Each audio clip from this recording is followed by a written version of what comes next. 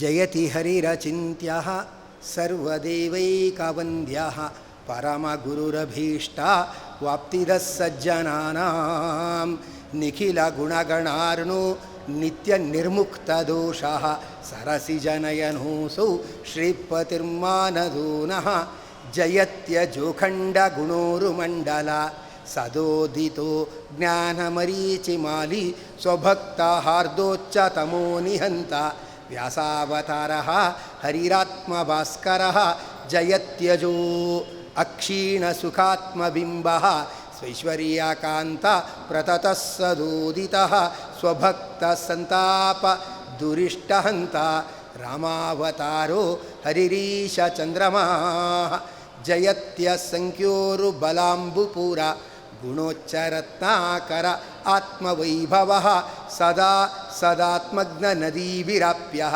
ಕೃಷ್ಣಾವತಾರಃ ಹರಿರೇಕಸಾಗರಃ ನಮಸ್ತೆ ಪ್ರಾಣೇಶ ಪ್ರಣತೈಭವಾಯ ಅವನಿಂ ಅಗಾಹ ನಮಸ್ವಾಮಿನ್ ರಾಮಪ್ರಿಯತಮ ಹನುಮನ್ ಗುರುಗುಣ ನಮಸ್ತುಭ್ಯಂ ಭೀಮಾ ಪ್ರಬಲತಮ ಕೃಷ್ಣೇಷ್ಟ ಭಗವನ್ ನಮಃ ಶ್ರೀಮನ್ಮಧ್ವಾ ಪ್ರದಿಶ ಸುದೃಶಮ್ನೋ ಜಯ ಜಯ ಚಿತ್ರೈಃ ಪದೈಶ್ಚ ಗಂಭೀರೈಃ ವಾಕ್ಯೈಃ ಮಾನೈರಖಂಡಿತೈಃ ಗುರುಭಾವಂ ವ್ಯಂಜಯಂತಿ ಭಾತಿಶ್ರೀ ಜಯತೀರ್ಥವಾಕ್ ಅರ್ಥಿಕಲ್ಪಿತಕಲ್ಪೋಯಂ ಪ್ರತ್ಯರ್ಥಿಗಜಕೇಸರಿ ವ್ಯಾಸತೀರ್ಥ ಗುರುರ್ಭೂಯಾತ್ ಅಸ್ಮದಿಷ್ಟಾರ್ಥಸಿದ್ಧಯೇ ತಪೋ ವಿದ್ಯಾ ವಿರಕ್ತ್ಯಾದಿ ಸದ್ಗುಣೋಗಾಕ್ಕರಾನಹಂ ವಾದಿರಾಜ ಗುರೂನ್ ವಂದೇ ಹಯಗ್ರೀವದಯಾಶ್ರಯಾನ್ ಭಕ್ತಾನಾಂ ಮನಸಾಂಭೋಜ ಭಾನವೇ ಕಾಮಧೇನವೇ ನಮತಾಂ ಕಲ್ಪತರವೇ ಜಯೀಂದ್ರ ಗುರವೇ ನಮಃ ಮೂಕೋಪಿ ಯತ್ಪ್ರಸಾದೇನ ಮುಕುಂದಶಯನಾಯತೆ ರಾಜರಾಜಾಯತೆ ರಿಕ್ತಃ ರಾಘವೇಂದ್ರಂ ತಮಾಶ್ರಯೇ ಬ್ರಹ್ಮಾಂತ ಗುರವಃ ಸಾಕ್ಷಾತ್ ಇಷ್ಟಂ ದೈವಂ ಶ್ರಿಯಪತಿಃ ಆಚಾರ್ಯಾ ಶ್ರೀಮದಾಚಾರ್ಯಾಃ ಸಂತು ಮೇ ಜನ್ಮ ಜನ್ಮನಿ ಪೃಥ್ವೀಮಂಡಲಮಧ್ಯಸ್ಥಾಃ ಪೂರ್ಣಬೋಧ ಮತಾನುಗಾಃ ವೈಷ್ಣವಾಃ ವಿಷ್ಣುಹೃದಯಾಃ ತಾನ್ನಮಸ್ಸೆ ಗುರೂನ್ ಮಮ ಶ್ರೀಗುರುಭ್ಯೋ ನಮಃ ಹರಿ ಓಂ. ಕಪಿಲನಾಮಕ ಭಗವಂತ ತನ್ನ ತಾಯಿಯಾದ ದೇವಹೂತಿಗೆ ಅನೇಕ ಉಪದೇಶಗಳನ್ನು ಮಾಡ್ತಾ ಹೇಳ್ತಾನೆ. ತಾಯಿಯಾದ ದೇವಹೂತಿ ಕೇಳ್ಕೊಳ್ತಾಳೆ, ಭಗವಂತ ನಾನು ಹೆಣ್ಣೆಂಗಸು, ನನಗೆ ಧರ್ಮ ಸೂಕ್ಷ್ಮಗಳ ಪರಿಚಯ ಇಲ್ಲ, ವೇದ ಮೊದಲಾದವುಗಳನ್ನು ನಾನು ಓದಲಿಕ್ಕಿಲ್ಲ, ಅದರ ರಹಸ್ಯಗಳನ್ನು ತಿಳಿಯಲಿಕ್ಕಿಲ್ಲ. ಮಗನಾಗಿರ್ತಕ್ಕಂಥ ನೀನು ನನಗೆ ಅದನ್ನೆಲ್ಲ ಬಿಡಿಸಿ ಹೇಳು, ಬಿಡಿಸಿ ಹೇಳಿದ್ರೆ ನಾನೂ ಕೂಡ ಒಂದು ಮೋಕ್ಷದ ದಾರಿ ಹಿಡಿಬೋದು ಅನ್ನುವಾಗ ಕಪಿಲನಾಮಕ ಭಗವಂತ ಅಮ್ಮ ಒಂದು 5-6 ಪ್ರಮುಖ ಧರ್ಮಗಳನ್ನು ಹೇಳ್ತೇನೆ.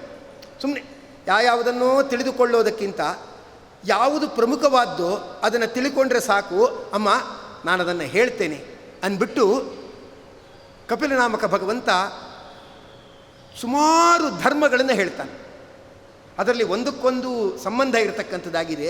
ಅದನ್ನು ನೋಡಿದ್ರೆ ನಮಗೆ ತೀರ್ಥಯಾತ್ರೆ ಯಾಕೆ ಮಾಡಬೇಕು ಅನ್ನುವ ಒಂದು ಉದ್ದೇಶ ಸ್ಪಷ್ಟ ಆಗುತ್ತೆ. ಆಮೇಲೆ ತೀರ್ಥ ಪ್ರಬಂಧದ ಒಳಗಡೆ ಪ್ರವೇಶ ಮಾಡಲಿಕ್ಕೆ ನಮಗೆ ಒಂದು ಅನುಕೂಲವಾಗಿರ್ತಕ್ಕಂಥ ಅಂಕಣ ಸಿಕ್ಕಾಗೆ ಆಗತ್ತೆ. ಈ ನಿಟ್ಟಿನಲ್ಲಿ ನಾವು ಅದನ್ನು ನೋಡೋಣ. ಅದರಲ್ಲಿ ಭಗವಂತ ಹೇಳುವ ಮೊದಲ ಧರ್ಮ, ನಿಮ್ಮ ಕೈಲಿ ಏನಾಗುತ್ತೋ ಒಳ್ಳೆಯದು ಅದನ್ನು ಮಾಡಿ. ಸುಲಭವಾದ ಧರ್ಮ. ಯಾರೋ ವಿಶ್ವಪಂಚಕ ಮಾಡ್ತಾರೆ ಅಂದರೆ ತಿಂಗಳಿಗೆ 5 ಉಪವಾಸ ಮಾಡ್ತಾರೆ, ಅಥವಾ ವಿಷ್ಣು ಪಂಚಕ ಮಾಡ್ತಾರೆ ತಿಂಗಳಿಗೆ 5 ಉಪವಾಸ ಮಾಡ್ತಾರೆ, ಅಥವಾ ವಿಶ್ವಪಂಚಕ ಒಟ್ಟಿಗೆ 5 ಉಪವಾಸ ಮಾಡ್ತಾರೆ ಅಂತ ನಾವು ಮಾಡೋಕ್ಕೆ ಹೋಗಬಾರ್ದು. ಅವರು ವಿಶ್ವಪಂಚಕ ಮಾಡಿದ್ರು ಅಂತ ನಾವು ಮಾಡೋಕ್ಕೆ ಹೋದರೆ ನಮ್ಮ ದೇಹ ಪಂಚರ್ ಆಗೋಗುತ್ತೆ. ನಿನ್ನ ದೇಹದ ಶಕ್ತಿ ಎಷ್ಟು ನೋಡ್ಕೊ ಅಲ್ವಾ. ಯಾರೋ ಕಾರಲ್ಲಿ ಹೋಗ್ತಾ ಇದ್ದಾರೆ ಅಂದ್ಬಿಟ್ಟು ಸೈಕಲಲ್ಲಿ ಹೋಗೋನು ಕಾರನ್ನು ಓವರ್ ಕ್ರಾಸ್ ಮಾಡಬಾರ್ದು. ಯಾಕೆ ಅಂದರೆ ಸೈಕಲ್ಗೆ ಪರ್ ಕಿಲೋಮೀಟರ್ ಪರ್ ಅವರ್ 20 ಕಿಲೋಮೀಟ್ರೆ, ಅದಕ್ಕೆ ಇರೋದು ಪರ್ ಅವರ್ 100 ಕಿಲೋಮೀಟ್ರ್. ಅದನ್ನು ಓವರ್ ಕ್ರಾಸ್ ಮಾಡೋಕ್ಕೆ ಹೋದರೆ ಸೈಕಲ್ಗೆ ಏಟಾಗೋ ಹಾಗೆ ನಿನ್ನ ದೇಹಕ್ಕೆ ಗಾಯ ಆಗುತ್ತೆ. ಒಬ್ಬೊಬ್ಬರು ದೇಹದ ಶಕ್ತಿ ಒಂದೊಂದು ಥರ ಇರುತ್ತೆ ಅಮ್ಮ. ಮೊದಲನೇದು ಸ್ವಧರ್ಮ ಆಚರಣಂ ಶಕ್ತಿಯ, ನಮ್ಮ ದೇಹದಲ್ಲಿ ಎಷ್ಟು ಶಕ್ತಿ ಇದೆಯೋ ಅಷ್ಟೇ ಸತ್ಕರ್ಮ ಮಾಡಬೇಕು. ನೋಡಿ, ಏನೋ ಉಪವಾಸ ಮಾಡೋಕ್ಕೆ ಹೋಗ್ತೀನಿ ಅನ್ನೋದು, ಮತ್ತೊಂದೇನೋ ಮಾಡೋಕ್ಕೆ ಹೋಗ್ತೀನಿ ಅನ್ನೋದು, ನಮ್ಮ ಶರೀರದ ಶಕ್ತಿ ತಿಳ್ಕೊಳ್ಳದೆ ನಡ್ಕೊಳ್ಳೋದು. ಯಾರು ಉಪವಾಸ ಮಾಡ್ತಾರೆ, ತಲೆ ತಿರುಗಿ ಬೀಳ್ತಾರೆ, ಇನ್ಯಾರೋ ಅಂತಾರೆ ಇದೆಲ್ಲ ನೀವ್ಯಾಕೆ ಮಾಡೋಕ್ಕೆ ಹೋಗಬೇಕಾಗಿತ್ತು ಅಂತಾರೆ. ಧರ್ಮಕ್ಕೂ ಬೈದಾಗಾಯಿತು, ಇವ್ರಿಗೂ ಬೈದಾಗಾಯಿತು. ಬೇಡ. ಸ್ವಧರ್ಮ ಆಚರಣಂ ಶಕ್ತಿಯ, ನಿನ್ನ ದೇಹದಲ್ಲಿ ಎಷ್ಟು ಶಕ್ತಿ ಇದೆ ನೋಡ್ಕೋ, ಅದಕ್ಕನುಗುಣವಾಗಿ ಧರ್ಮಾಚರಣೆ ಮಾಡು. ಮೈಗಳತನ ಮಾಡಬೇಡ.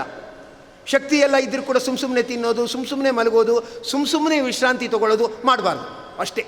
ಹಾಗೇನೆ ಸ್ವಧರ್ಮ ಆಚರಣಂ ಶಕ್ತಿಯ, ಅಮ್ಮ ನಮ್ಮ ಶಕ್ತಿ ಎಷ್ಟಿರುತ್ತೋ ಅದನ್ನು ಉಪಯೋಗಿಸ್ಕೊಂಡು ಆ ಧರ್ಮಾಚರಣೆನ ನಮ್ಮ ದೇಹಕ್ಕೆ, ನಮ್ಮ ಶಕ್ತಿಗೆ ಅನುಗುಣವಾಗಿ ಅದನ್ನು ಮಾಡಬೇಕಮ್ಮ ಅಂತಾನೆ.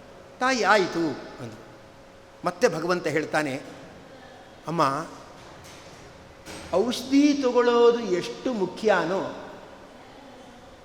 ಅಪಥ್ಯ ಮಾಡದೇ ಇರೋದು ಅಷ್ಟೇ ಮುಖ್ಯ ಅಲ್ವಾ.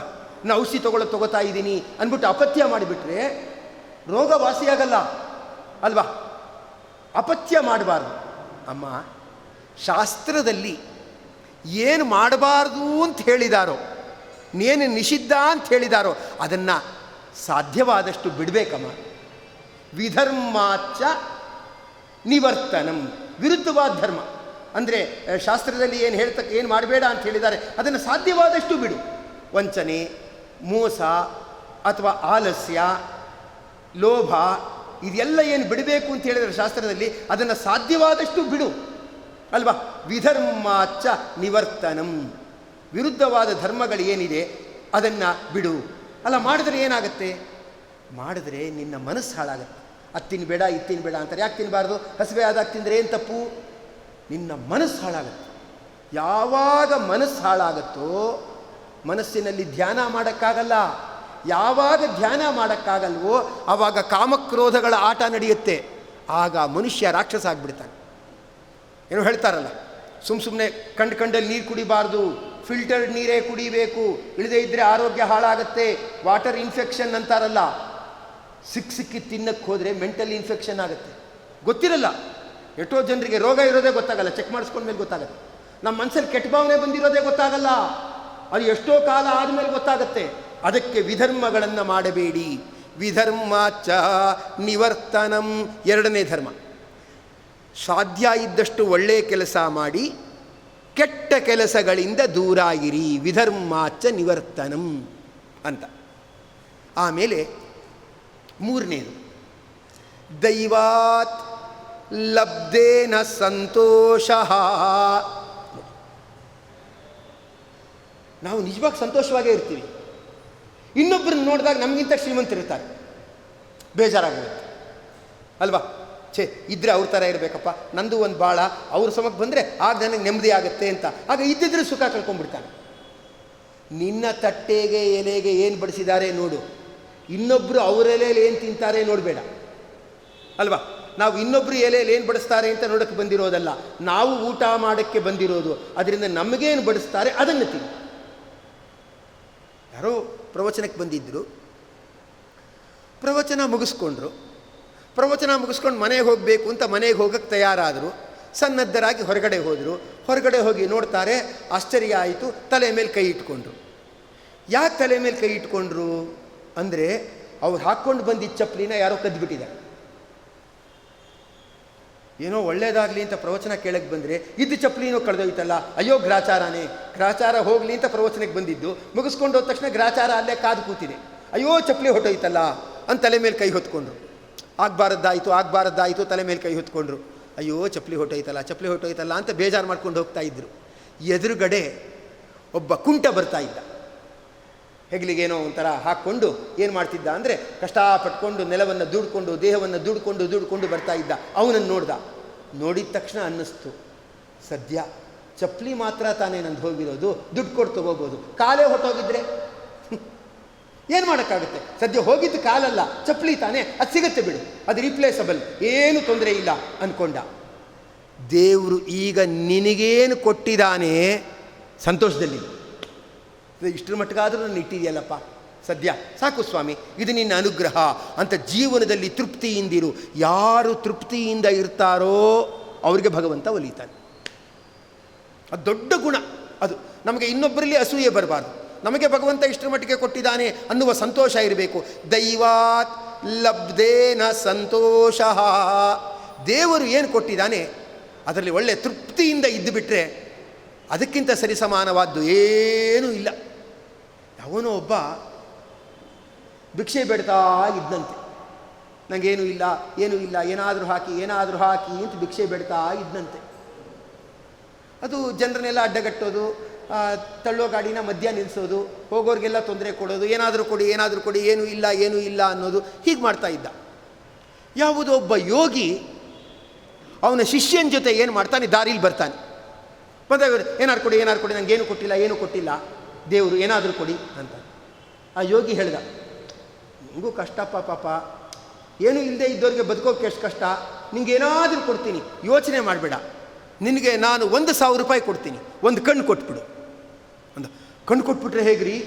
ಕಣ್ಣು ಕೊಟ್ಬಿಟ್ರೆ ಹೇಗೆ ಬದುಕೋಕ್ಕಾಗುತ್ತೆ? ಎದುರುಗಡೆ ಇರೋ ನೋಡ್ಕೋಬೇಕಲ್ವ. ಶ್ರೀಮಂತರಾದರೆ ಕೊಡಿ ಅನ್ಬೇಕು, ಬಡವರಾದರೆ ಕೊಡಿ ಅಂದರೆ ಏನು ಕೊಡ್ತಾರೆ, ಏಟ್ ಕೊಟ್ಟು ಹೋಗ್ತಾರೆ. ಅದಕ್ಕೆ ನೋಡ್ಕೊಳ್ತಾನೆ ಭಿಕ್ಷೆ ಬೇಡಬೇಕು. ಶ್ರೀಮಂತರಿದ್ದಾರಾ, ಸೂಟು ಬೂಟು ಇದೆಯಾ, ದುಡ್ಡು ಇದೆಯಾ, ಕೊಡೋ ಮನುಷ್ಯನ, ನೆನ್ನೇನೂ ಕೊಟ್ಟವನಾ ಅಂತ ಗೊತ್ತಾದರೆ ಇವತ್ತು ಕೇಳ್ಬೋದು. ಸುಮ್ಮನೆ ಎಲ್ಲರನ್ನೂ ಕೊಡಿ ಅಂತ ಕೇಳಿದ್ರೆ ಗಂಟಲು ಒಣಗದಾಗುತ್ತೆ. ಅದಕ್ಕೋಸ್ಕರ ಕಣ್ಣಿಂದ ಭಿಕ್ಷೆ ಬೇಡಕ್ಕಾಗತ್ತಾ? ಕಣ್ಣು ಬೇಕೇ ಬೇಕು ಅಂದ. ಸರಿಪ್ಪ, ಕಣ್ಣು ಬೇಕಾಗತ್ತೆ ನಿಜ, ನನಗೂ ನೀ ಕಷ್ಟ ಅರ್ಥ ಆಗುತ್ತೆ, ಹೊಕ್ಕೊಳ್ಳಿ ನಾಲಿಗೆ ಕೊಟ್ಬಿಡು ಅಂದ. ನಾಲಿಗೆ ಕೊಟ್ಬಿಟ್ರೆ ಕೇಳೋದು ಹೇಗೆ ಕೊಡಿ ಅಂತ ಅಲ್ವಾ? ಅದರಿಂದ ನಾಲಿಗೆ ಬೇಕು ಅಂದ. ಸರಿ, ಕೈ ಕೊಟ್ಟುಬಿಡು ಅಂದ. ಕೈ ಇಲ್ಲದೆ ಇದ್ದರೆ ಭಿಕ್ಷಾಪಾತ್ರೆ ಶಬ್ದ ಮಾಡೋದು ಹೇಗೆ? ಏನಾದರೂ ಕೊಡಿ ಅಂತ ಭಿಕ್ಷಾಪಾತ್ರೆ ಇಟ್ಕೊಂಡು ಶಬ್ದ ಮಾಡಬೇಕಲ್ಲ, ಹಾಗಾದ್ರೆ ಕೈ ಬೇಕು ಅಂದ. ಹೊಕ್ಕೊಳ್ಳಿ, ಒಂದು ಕಾಲು ಕಳ್ಕೊಂಡಿದ್ಯಾ, ಇನ್ನೊಂದು ಕಾಲು ಕೊಟ್ಬಿಡು ಅಂದರೆ, ಇನ್ನೊಂದು ಕಾಲು ಕೊಟ್ಬಿಟ್ರೆ ನಾನು ಈ ವೀಲ್ ಚೇರ್ ಮೇಲೆ ಕೂತ್ಕೊಳ್ಳೋಕ್ಕಾಗಲ್ಲ, ಇನ್ನೊಬ್ಬರು ತನ್ನನ್ನು ಕೂರಿಸ್ಬೇಕಾಗತ್ತಷ್ಟೇ, ಒಂದು ಕಾಲು ಹೇಗೆ ಕೊಡೋಕ್ಕಾಗತ್ತೆ? ಯೋಗಿ ಹೇಳ್ತಾನೆ, ದೇವರು ಕೊಟ್ಟಿರೋ ಒಂದು ಕಣ್ಣು, ಒಂದು ಕೈ, ಒಂದು ಕಾಲು ಲಕ್ಷಾಂತರ ರೂಪಾಯಿ ಬೆಲೆ ಬಾಳುತ್ತೆ. ಎಷ್ಟೋ ಸಂದರ್ಭಗಳಲ್ಲಿ ಆಪರೇಷನ್ ಆದಾಗ 2 ಲಕ್ಷ ರೂಪಾಯಿ ಕೊಟ್ಟು ಆಪರೇಷನ್ ಮಾಡಿಸ್ತಾರೆ, ಆಪರೇಷನ್ ಫೇಲ್ಯೂರ್ ಆಗೋಗುತ್ತೆ. ಅಂದರೆ 2 ಲಕ್ಷ ರೂಪಾಯಿ ಕೊಟ್ಟರು ಕಣ್ಣು ಬರಲ್ಲ, 10 ಲಕ್ಷ ರೂಪಾಯಿ 5 ಲಕ್ಷ ರೂಪಾಯಿ ಕೊಟ್ಟರು ಮಂಡಿ ಬರಲ್ಲ, ಅಲ್ಲ ಹೊಸ ಕಾಲು ಬರಲ್ಲ. ಭಗವಂತ ಕೊಟ್ಟಿರೋ ಒಂದೊಂದು ಅಂಗಾಂಗಗಳು ಎಷ್ಟೆಷ್ಟು ಬೆಲೆ ಇದೆ. ನೀನು ಏನೂ ಇಲ್ಲ ಅಂತ ಭಿಕ್ಷೆ ಬೇಡಬೇಕಾದ್ರೆ ಇಷ್ಟಿರಬೇಕು, ಕಣ್ಣಿರಬೇಕು, ಕೈ ಇರಬೇಕು, ಕಾಲಿರಬೇಕು ಅಲ್ವಾ? ಇಷ್ಟಿದ್ರೆ ಏನೂ ಇಲ್ಲ ಅಂತ ಹೇಳಕ್ಕೆ ಬರುತ್ತೆ. ಇಷ್ಟಿಟ್ಕೊಂಡೇ ಏನೂ ಇಲ್ಲ ಅಂತ ನೀನು ಅಂತೀಯಲ್ಲ, ಇಷ್ಟು ಕೊಡಲ್ಲ ಇನ್ನೊಬ್ಬರಿಗೆ ಅಂದಮೇಲೆ ನಾನು ನಿಂಗೆ ಯಾಕೆ ಕೊಡಲಿ ಅಂತ ಯೋಗಿ ಕೇಳಿದ್ದಂತೆ. ಆಗ ಭಿಕ್ಷುಕಂಗೆ ತಲೆ ತಿರುಗಿದಾಗ ಆಯಿತು. ಅವನಂತೆ ಇಷ್ಟೆಲ್ಲ ಇದೆ ಅಂತ. ದೇವರು ಏನು ಕೊಟ್ಟಿದ್ದಾನೆ ಅದ್ರ ಬಗ್ಗೆ ಯೋಚನೆ ಮಾಡು, ಏನು ಕೊಟ್ಟಿಲ್ಲ ಅಂತ ಅದ್ರ ಬಗ್ಗೆ ಯೋಚನೆ ಮಾಡಬೇಡ. ಜೀವನದಲ್ಲಿ ದೊಡ್ಡ ಗುಣ ಯಾವುದು? ತೃಪ್ತಿ. ನಮ್ಮ ಗುರುಗಳು ಹೇಳ್ತಾರೆ, ಅಧ್ಯಯನ ಪಾಠ ಅವುಗಳೆಲ್ಲ ಶ್ರೇಷ್ಠ, ಅದಕ್ಕಿಂತ ಯಾವುದು ತುಂಬ ಶ್ರೇಷ್ಠ? ಜೀವನದಲ್ಲಿ ತೃಪ್ತಿ. ನಮಗೆ ಭಗವಂತ ಇಷ್ಟು ಕೊಟ್ಟಿದ್ದಾನಲ್ವಾ. ಸದ್ಯ ಇವತ್ತು ಚಟ ಅಂತ ಬೆನ್ನು ನೋವಾಗದೆ 1 ಗಂಟೆ ಕೂತ್ಕೊಳ್ಳುವಷ್ಟು ಭಾಗ್ಯ ಇದೆ ಅಲ್ವಾ. ಏನಾದರೂ ತುಂಬ ಬೆನ್ನು ನೋವಾಗಿ ಹಾಸಿಗೆ ಮೇಲೆ ಮಲಗಿದ್ರೆ ಭಗವಂತನ ಕಥೆ ಕೇಳ್ತಾ ಇದ್ವಾ? ನಾವು ಕೇಳೋದಿರಲಿ, ಇನ್ನೊಬ್ರಿಗೆ ಕೇಳೋಕ್ಕಾಗ್ತಾ ಇತ್ತಾ? ಅವರು ಹಾಸಿಗೆ ಪಕ್ಕ ಬಂದು ಏನಾಯಿತು ಅಂತ ಕೇಳಬೇಕಾಗಿತ್ತು ಅಲ್ವಾ. ಭಗವಂತ ಏನು ಕೊಟ್ಟಿದ್ದಾನೆ? ಇವತ್ತು 1 ಗಂಟೆ ನಿಧಾನವಾಗಿ ನೆಮ್ಮದಿಯಿಂದ ಕೂತ್ಕೊಳ್ಳುವ ಭಾಗ್ಯ ಕೊಟ್ಟಿದ್ದಾನೆ. ಅದಕ್ಕೆ ದಾಸರಾಯರು ಹೇಳ್ತಾರೆ, ನಾನೇನು ಬೇಡುವುದಿಲ್ಲ ನಿನ್ನ ನೀರಜಾಕ್ಷ, ನೀನಿಟ್ಟ ಸೌಭಾಗ್ಯ ನಿಬಿಡವಾಗಿದೆ ಎನಗೆ.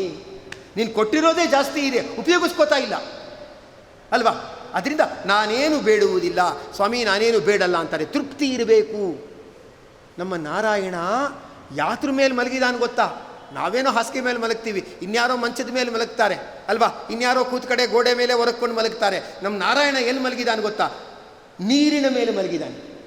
ಕ್ಷೀರಸಾಗರ ಅಂತಾರೆ, ಕ್ಷೀರ ಅಂದರೆ ನೀರ ಅಂತ ಕರೀತಾರೆ. ನೀರಿನ ಮೇಲೆ ಭಗವಂತ ಮಲಗಿದ್ದಾನೆ. ಅವನಿಗಿರೋ ಹೆಸರು ಏನು ಗೊತ್ತಾ ನಾರಾಯಣಂಗೆ? ಸಮುದ್ರಶಾಯಿ. ಅಂದರೆ ನೀರಿನ ಮೇಲೆ ಮಲಗಿರೋದ್ರಿಂದ ಭಗವಂತನ ಏನಂತ ಕರೀತಾರೆ? ಸಮುದ್ರಶಾಯಿ ಅಂತ ಕರೀತಾರೆ. ನಿಮಗೆ ಬಾಯಾರಿಕೆ ಆದಾಗ ಯಾವ ಕಾಫಿ ಕುಡಿದ್ರೂ ಯಾವ ಜ್ಯೂಸ್ ಕುಡಿದ್ರೂ ಬಾಯಾರಿಕೆ ಹಿಂಗಲ್ಲ. ಬಾಯಾರಿಕೆ ಪೂರ್ಣ ಹಿಂಗೋದು ಯಾವಾಗ ಗೊತ್ತಾ? ತಣ್ಣೀರು ಕುಡಿದ್ರೆ ಬಾಯಾರಿಕೆ ಹೋಗುತ್ತೆ.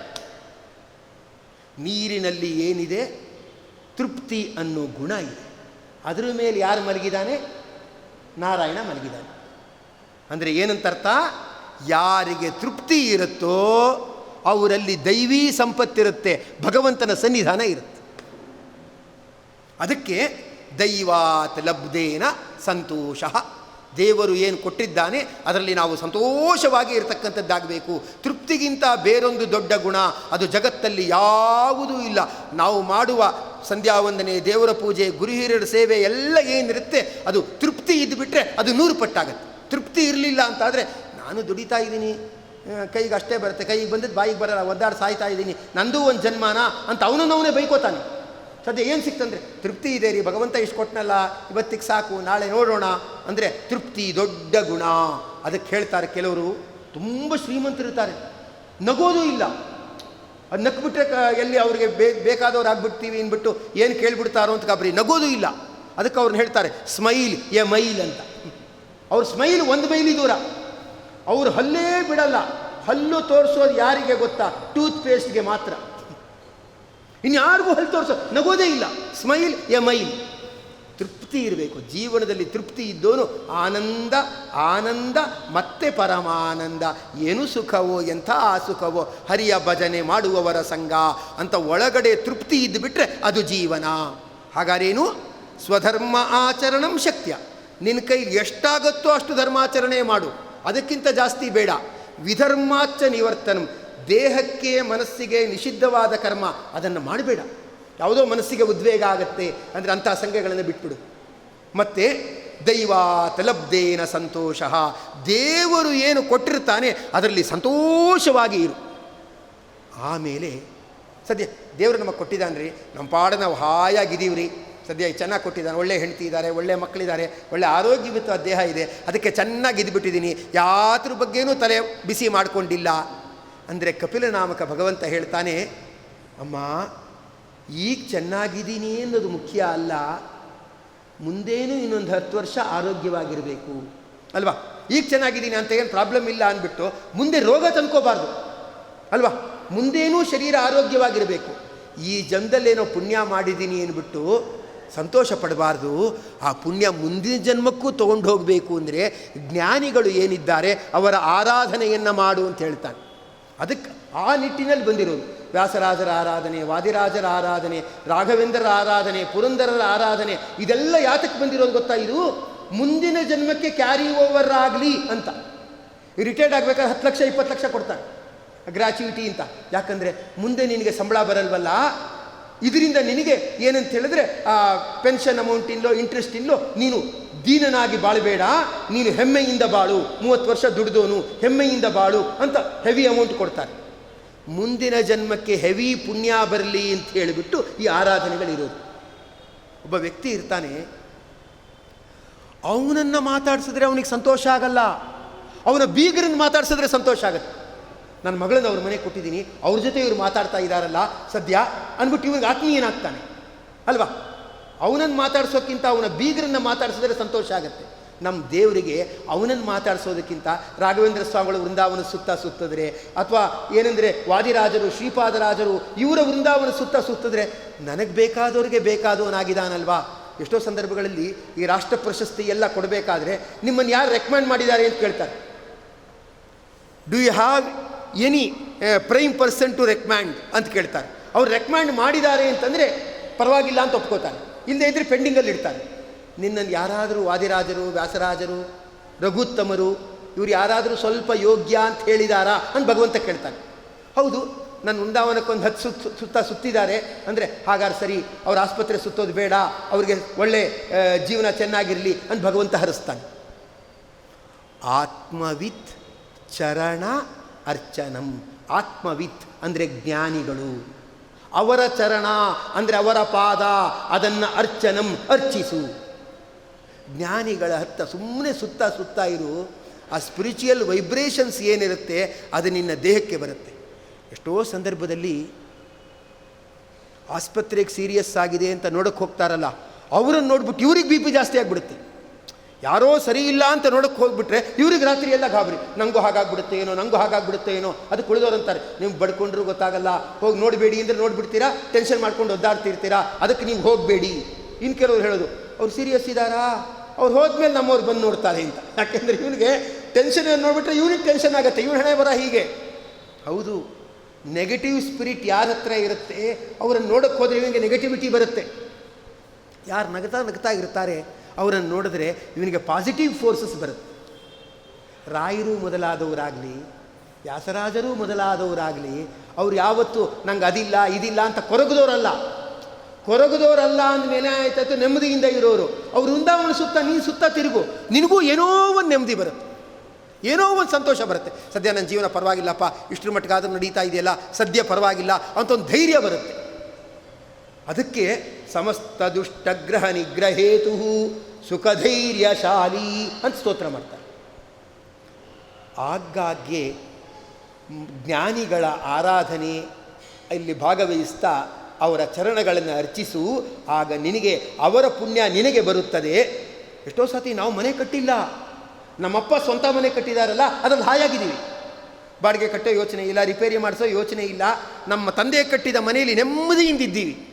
ನಿಮ್ಮ ಆ ಪುರಂದರದಾಸರು, ವಾದಿರಾಜರು, ರಾಘವೇಂದ್ರರು ಪುಣ್ಯ ತುಂಬಿಟ್ಟಿದ್ದಾರಲ್ಲ ವೃಂದಾವನ, ಅದರ ಸುತ್ತ ಸುತ್ತುವುದರಿಂದ ನಮಗೆ ಪುಣ್ಯ ಬರುತ್ತೆ, ಅದು ಸಾಕು. ಅದು ನಾವೇ ಕಾಫಿ ಬಿಸಿ ಮಾಡ್ಕೋಬೇಕಂತಿಲ್ಲ, ಯಾರೋ ಬಿಸಿ ಮಾಡ್ಕೋತಾ ಇದ್ದಾಗ ಅರ್ಧ ಲೋಟ ಕೊಟ್ಟರು ಸಾಕು ಅಲ್ವಾ, ನಮ್ಗೆ ಆ ಪುಣ್ಯ ಬಂದರೂ ಸಾಕು. ಅದಕ್ಕೆ ಜ್ಞಾನಿಗಳ ಆರಾಧನೆ ಮಾಡು ಅಂತ ಹೇಳ್ತಾರೆ. ಕೆಲವರು ಅನ್ನೋದು ಅದೇನು ರೀ, ಸುಮ್ಮನೆ ರಾಯರ ಆರಾಧನೆ ಅಂದರೆ ಊಟ ಲೇಟ್ ಆಗುತ್ತೆ, ಅದಕ್ಕೆ ಮನೇಲೇ ಅಡುಗೆ ಮಾಡ್ಕೊಂಡ್ಬಿಟ್ಟೆ ಅಂತಾರೆ.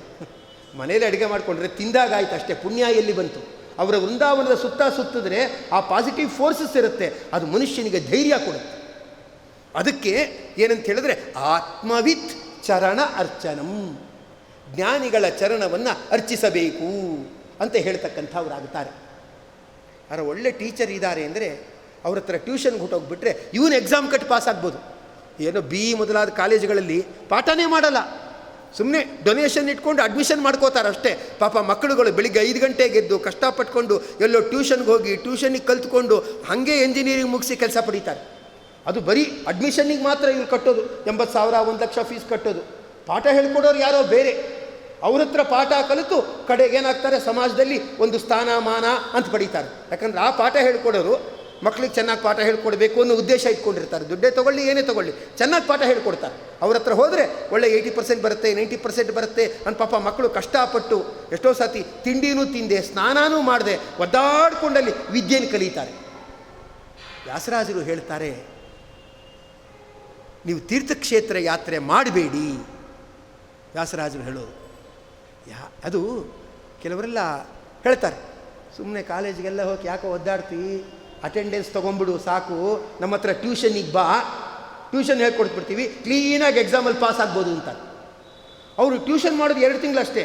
ಆ 2 ತಿಂಗಳು ಟ್ಯೂಷನ್ಗೂ ಸರಿಯಾಗಿ ಅಟೆಂಡ್ ಆಗಿಬಿಟ್ರೆ 80% ಗ್ಯಾರಂಟೀಡ್.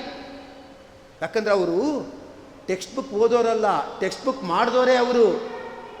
ಅಂಥ ಪ್ರತಿಭಾಶಾಲಿ ಇರ್ತಾರೆ, ಅದನ್ನು ಕ್ಲೀನಾಗಿ ಹೇಳ್ಕೊಡ್ತಾರೆ, ಮಕ್ಕಳು ಚೆನ್ನಾಗಿ ಒಳ್ಳೆ ಫಸ್ಟ್ ರ್ಯಾಂಕ್ ಬರ್ತಾರೆ. ಆ ಥರ ಇರ್ತಾರೆ ನಮ್ಮ ವ್ಯಾಸರಾಜರು, ವಾದಿರಾಜರು, ರಾಘವೇಂದ್ರರು, ರಘುತ್ತಮರು ಮೊದಲಾದ ಮಹನೀಯರೆಲ್ಲ ಇದ್ದಾರಲ್ಲ. ಅವರು ಸುಮ್ಮನೆ ನಮ್ಮ ಥರ ಊಟ ಆಯಿತು ಸುಧಾರಿಸ್ಕೊಳ್ಳೋಣ ಅಂತ ಮಲ್ಕೊಂಡವರಲ್ಲ, ಎಲ್ಲ ತೀರ್ಥಯಾತ್ರೆ ಮಾಡಿಬಿಟ್ಟಿದ್ದಾರೆ. ಸಮಸ್ತ ಭೂಖಂಡದಲ್ಲಿ ಏನು ಪುಣ್ಯಕ್ಷೇತ್ರಗಳಿದೆ ಅದೆಲ್ಲ ತೀರ್ಥಯಾತ್ರೆ ಮಾಡಿಬಿಟ್ಟಿದ್ದಾರೆ. ಅಂಥ ತೀರ್ಥಯಾತ್ರೆ ಅಂತ ಮಹನೀಯರು ಮಾಡಿದ್ದಾರೆ ಅಂದಮೇಲೆ ನೀ ತೀರ್ಥಯಾತ್ರೆ ಮಾಡಬೇಕಾಗಿಲ್ಲ, ಆ ವೃಂದಾವನ ಸುತ್ತ ಸುತ್ತು ಸಾಕು. ನೋಡಿ, ಸರ್ವಯಾತ್ರಾ ಫಲಾವಾಪ್ತ್ಯೈ ಯಥಾಶಕ್ತಿ ಪ್ರದಕ್ಷಿಣಂ. ಆ ಮಾತಿನ ಅರ್ಥ ಏನು ಗೊತ್ತಾ? ಎಲ್ಲ ತೀರ್ಥಯಾತ್ರೆಗಳ ಫಲ ಬರಲಿಕ್ಕಾಗಿ ಪ್ರದಕ್ಷಿಣಂ, ರಾಯರೇ ನಿಮಗೆ ಪ್ರದಕ್ಷಿಣೆ ಹಾಕ್ತಾ ಇದ್ದೇನೆ. ಯಾಕೆಂದರೆ ನಿಮಗೆ ಪ್ರದಕ್ಷಿಣೆ ಹಾಕಿಬಿಟ್ರೆ ಸರ್ವಯಾತ್ರಾ ಫಲಾವಾಪ್ತಿ, ಎಲ್ಲ ತೀರ್ಥಯಾತ್ರೆಗಳ ಫಲ ನಮಗೆ ಸಿಗುತ್ತದೆ. ನೋಡಿ, ಅಂದರೆ ತೀರ್ಥಯಾತ್ರೆಯ ಫಲ ಲಭಿಸಬೇಕಾದ್ರೆ ಏನು ಮಾಡಬೇಕು? ನಾವು ತೀರ್ಥಯಾತ್ರೆ ಮಾಡಬಾರ್ದು ಅಲ್ವಾ? ನಾವು ತೀರ್ಥಯಾತ್ರೆ ಮಾಡೋದಿಲ್ಲ. ಯಾಕಂದ್ರೆ ನಾವು ತೀರ್ಥಯಾತ್ರೆ ಅಂದರೆ ಮಾಡೋದು 2 ತೀರ್ಥಯಾತ್ರೆ, ತಿಂಡಿ ತೀರ್ಥಯಾತ್ರೆ ಅಲ್ವಾ? ಅಲ್ಲಿ ಹೋದ ತಕ್ಷಣ ಬಿಸಿ ಕಾಫಿ ರೆಡಿಯಾಗಿದೆಯಾ ಅಂತ ಇನ್ನು ಕೆಲವರು ಕೇಳೋದು, ಬಿಸಿ ತೀರ್ಥ ಕುಡಿದ್ರಾ ಅಂತ ಕೇಳೋದು, ಇವನು ಬಿಸಿ ತೀರ್ಥ ಕುಡಿದೆ ಅನ್ನೋದು. ಆದರೆ ನಿಜವಾದ ತೀರ್ಥಯಾತ್ರೆ ಉಪವಾಸ ಇದ್ದು ಮಾಡುವವರಲ್ಲ. ಆ ದೇಹದಲ್ಲಿ ಶಕ್ತಿನೂ ನಮಗಿಲ್ಲ, ಅಷ್ಟು ಹೊತ್ತಿರೋದು, ತಣ್ಣೀರು ಸ್ನಾನ ಮಾಡೋದು, ಮುಳುಗೋದು, ಆ ಶಕ್ತಿನೂ ನಮಗಿಲ್ಲ. ಅದಕ್ಕೆ ವ್ಯಾಸರಾಜರು ಹೇಳ್ತಾರೆ, ಬೇಡ, ವೃಂದಾವನಕ್ಕೆ ಪ್ರದಕ್ಷಿಣೆ ಹಾಕ್ಬಿಡು ಸಾಕು. ಅವರೆಲ್ಲ ತೀರ್ಥಯಾತ್ರೆ ಮಾಡಿರ್ತಾರೆ, ಆ ತೀರ್ಥಯಾತ್ರೆ ಮಾಡಿರ್ತಾರೆ, ಆದ್ದರಿಂದ ನಿನಗೂ ಆ ಪುಣ್ಯವನ್ನು ಕೊಡ್ತಾರೆ. ಯಾಕಂದರೆ ಆ ಪುಣ್ಯ ಅವ್ರಿಟ್ಕೋಬೇಕು ಅಂತ ಮಾಡಿದ್ದಲ್ಲ.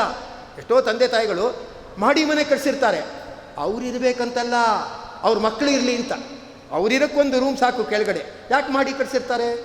ನಮ್ಮ ಮಗ ಸೊಸೆ ಹಾಯಾಗಿ ಇಲ್ಲೇ ಇರಲಿ, ಬೇರೆ ಕಡೆ ಇರೋದು ಬೇಡ ಅಂತ. ಅವ್ರು ತೀರ್ಥಯಾತ್ರೆ ಯಾಕೆ ಮಾಡಿದ್ದು ವ್ಯಾಸರಾಜರು ವಾದಿರಾಜರಂದರೆ ನಮ್ಮ ಭಕ್ತರಿಗೆ ಮುಂದೆ ಅನುಕೂಲ ಆಗಲಿ, ನಾವು ಪುಣ್ಯ ಕೊಡೋಣ ಅಂತ ಮಾಡಿಟ್ಟಿದ್ದಾರೆ. ತಮ್ಮ ಕಷ್ಟ ಕಳೀಲಿ, ತಮ್ಮ ರೋಗ ಕಳೀಲಿ ಅಂತ ಮಾಡಿದ್ದಲ್ಲ, ಇನ್ನೊಬ್ರಿಗೆ ಕೊಡೋಣ ಅಂತಲೇ ಮಾಡಿಟ್ಟಿದ್ದಾರೆ. ಏನೋ ಸತ್ಯನಾರಾಯಣ ಪ್ರಸಾದ ತುಂಬ ಮಿಕ್ಕಿದ್ರೆ ಹೋದವ್ರಿಗೆಲ್ಲ ಕೊಡೋಣ ಅಂತ ಅಲ್ಲಿ ಬಕೆಟಲ್ಲಿ ಇಟ್ಟಿರ್ತಾರೆ ನೋಡಿ. ಆ ಸೇವಾಕರ್ತರಿಗೆ ಆಗೋಗ್ಬಿಟ್ಟಿರುತ್ತೆ. ಇನ್ನು ಉಳಿದವ್ರಿಗೆಲ್ಲ ಕೊಡೋಣ, ಬಕೆಟ್ ಖಾಲಿ ಮಾಡ್ಕೊಳ್ಳೋಣ ಅಂತ ಬಕೆಟ್ ಇಟ್ಟಿರ್ತಾರೆ. ಅವರು ತೀರ್ಥಯಾತ್ರೆ ಪುಣ್ಯ ರಾಶಿ ರಾಶಿ ಮಾಡಿ ವೃಂದಾವನದಲ್ಲಿ ಇಟ್ಟಿದ್ದಾರೆ. ನಾವು ಸುಮ್ಮನೆ ಪ್ರದಕ್ಷಿಣೆ ಹಾಕಿದ್ರೆ ಸಾಕು, ಕೊಡ್ತಾರೆ.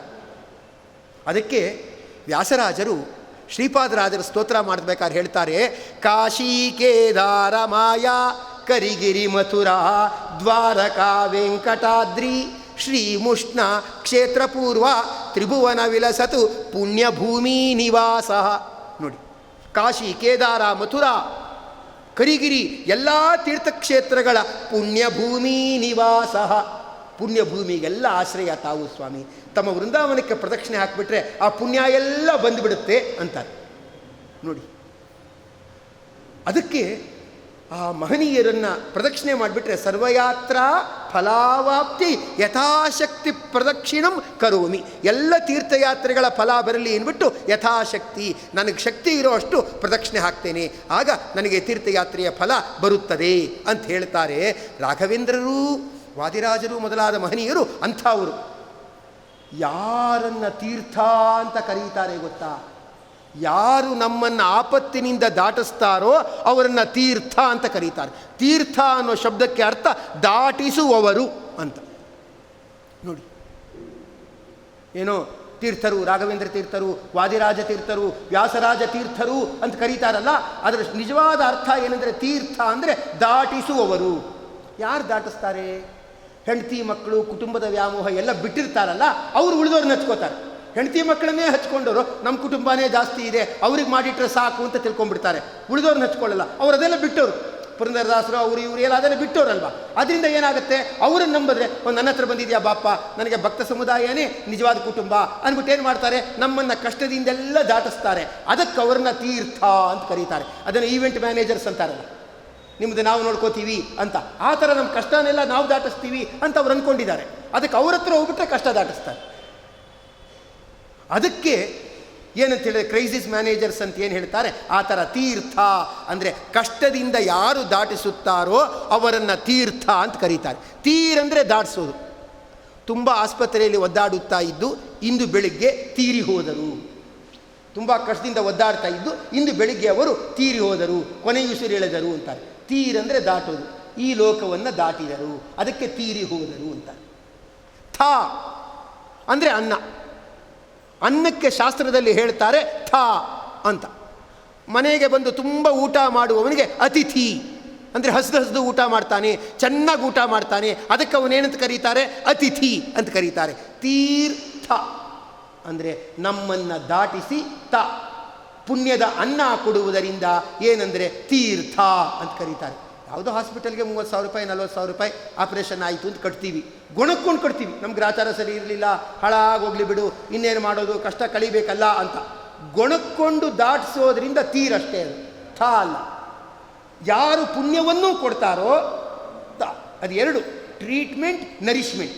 ಟ್ರೀಟ್ಮೆಂಟ್ ಕೊಡೋದು ಒಂದು ಪ್ರೋಸೆಸ್, ಆಪರೇಷನ್ ಮಾಡೋದು, ಆಮೇಲೆ ನರಿಶ್ಮೆಂಟ್, ತೀರ್ಥ ಎರಡೂ ಸೇರಿ ತೀರ್ಥ ಅಂತಾಗಿದೆ. ಅದರಿಂದ ರಾಘವೇಂದ್ರ ತೀರ್ಥರು, ವಾದಿರಾಜ ತೀರ್ಥರು, ವ್ಯಾಸರಾಜ ತೀರ್ಥರು, ಶ್ರೀಪಾದರಾಜ ತೀರ್ಥರು ಅಂದರೆ ಏನಂತ ಅರ್ಥ, ನಮ್ಮನ್ನು ಕಷ್ಟದಿಂದ ದಾಟಿಸಿ ಪುಣ್ಯವನ್ನು ಕೊಡುವುದರಿಂದ ಅವರನ್ನು ತೀರ್ಥ ಅಂತ ಕರೀತಾರೆ. ಅದಕ್ಕೆ ತಸ್ಯ ಕುಕ್ಷಿಗತಾ ದೋಷಾಃ ಸರ್ವೇ ನಶ್ಯಂತಿ ತಕ್ಷಣಾತ್. ಯಾರು ರಾಘವೇಂದ್ರನ ಧ್ಯಾನ ಮಾಡ್ತಾರೋ ಅವರಿಗೆ ಹೊಟ್ಟೆಗೆ ಸಂಬಂಧಪಟ್ಟ ಎಲ್ಲ ರೋಗಗಳು ನಾಶ ಆಗುತ್ತೆ.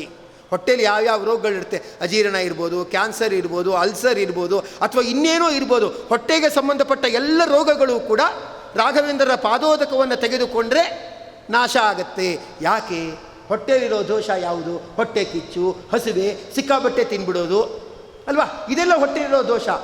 ಉಪವಾಸ ಮೊದಲಾದ ಮಾಡಿದ ರಾಘವೇಂದ್ರ ಸ್ವಾಮಿಗಳ ಜೀವನದಲ್ಲಿ ದೇವರು ನಮಗಿಷ್ಟು ಕೊಟ್ಟಿದ್ದಾನೆ ಅಂತ ತೃಪ್ತಿ ಇರೋರ ಜೀವನದಲ್ಲಿ ಹೊಟ್ಟೆ ಕಿಚ್ಚಿಲ್ಲ, ಹಸಿವೆ ಇಲ್ಲ ಅಲ್ವಾ. ಏಕಾದಶಿ ಆದ್ದರಿಂದ ಇವತ್ತು ಉಪವಾಸ ಇರಬೇಕು ಅಂತ ತಿಳ್ಕೊಂಡ್ಬಿಟ್ಟಿರ್ತಾರೆ. ಹಸಿವೆ ಆಗಲ್ಲ, ಹಸಿವೆ ಇಲ್ಲ, ಹೊಟ್ಟೆ ಕಿಚ್ಚಿಲ್ಲ, ಅತಿಯಾಗಿ ತಿನ್ನುವುದಿಲ್ಲ. ನಾವು ಲಘುವಾಗಿ ಆಹಾರ ಮಾಡಿದ್ರೆ ಮಾತ್ರ ಸಂಚಾರಾದಿಗಳು ಮಾಡೋಕ್ಕಾಗತ್ತೆ ಅಂತ ತಿಳ್ಕೊಂಡಿರ್ತಾರೆ. ಅದರಿಂದ ಹಸಿವೆ, ಹೊಟ್ಟೆ ಹಸಿವು, ಹೊಟ್ಟೆ ಕಿಚ್ಚು ಅದು ಇದು ಏನೂ ಇಲ್ಲ. ತಿನ್ನದೇ ಬೆಳೆದಿರುವ ಮಾಂಸದ ಭಾಗಕ್ಕೆ ಕ್ಯಾನ್ಸರ್ ಅಂತಾರೆ. ಕ್ಯಾನ್ಸರ್ ಅಂದರೆ ಏನು? Undigested part of the muscle, ಅದನ್ನು ಏನಂತ ಕರೀತಾರೆ? ಕ್ಯಾನ್ಸರ್ ಅಂತ ಕರೀತಾರೆ.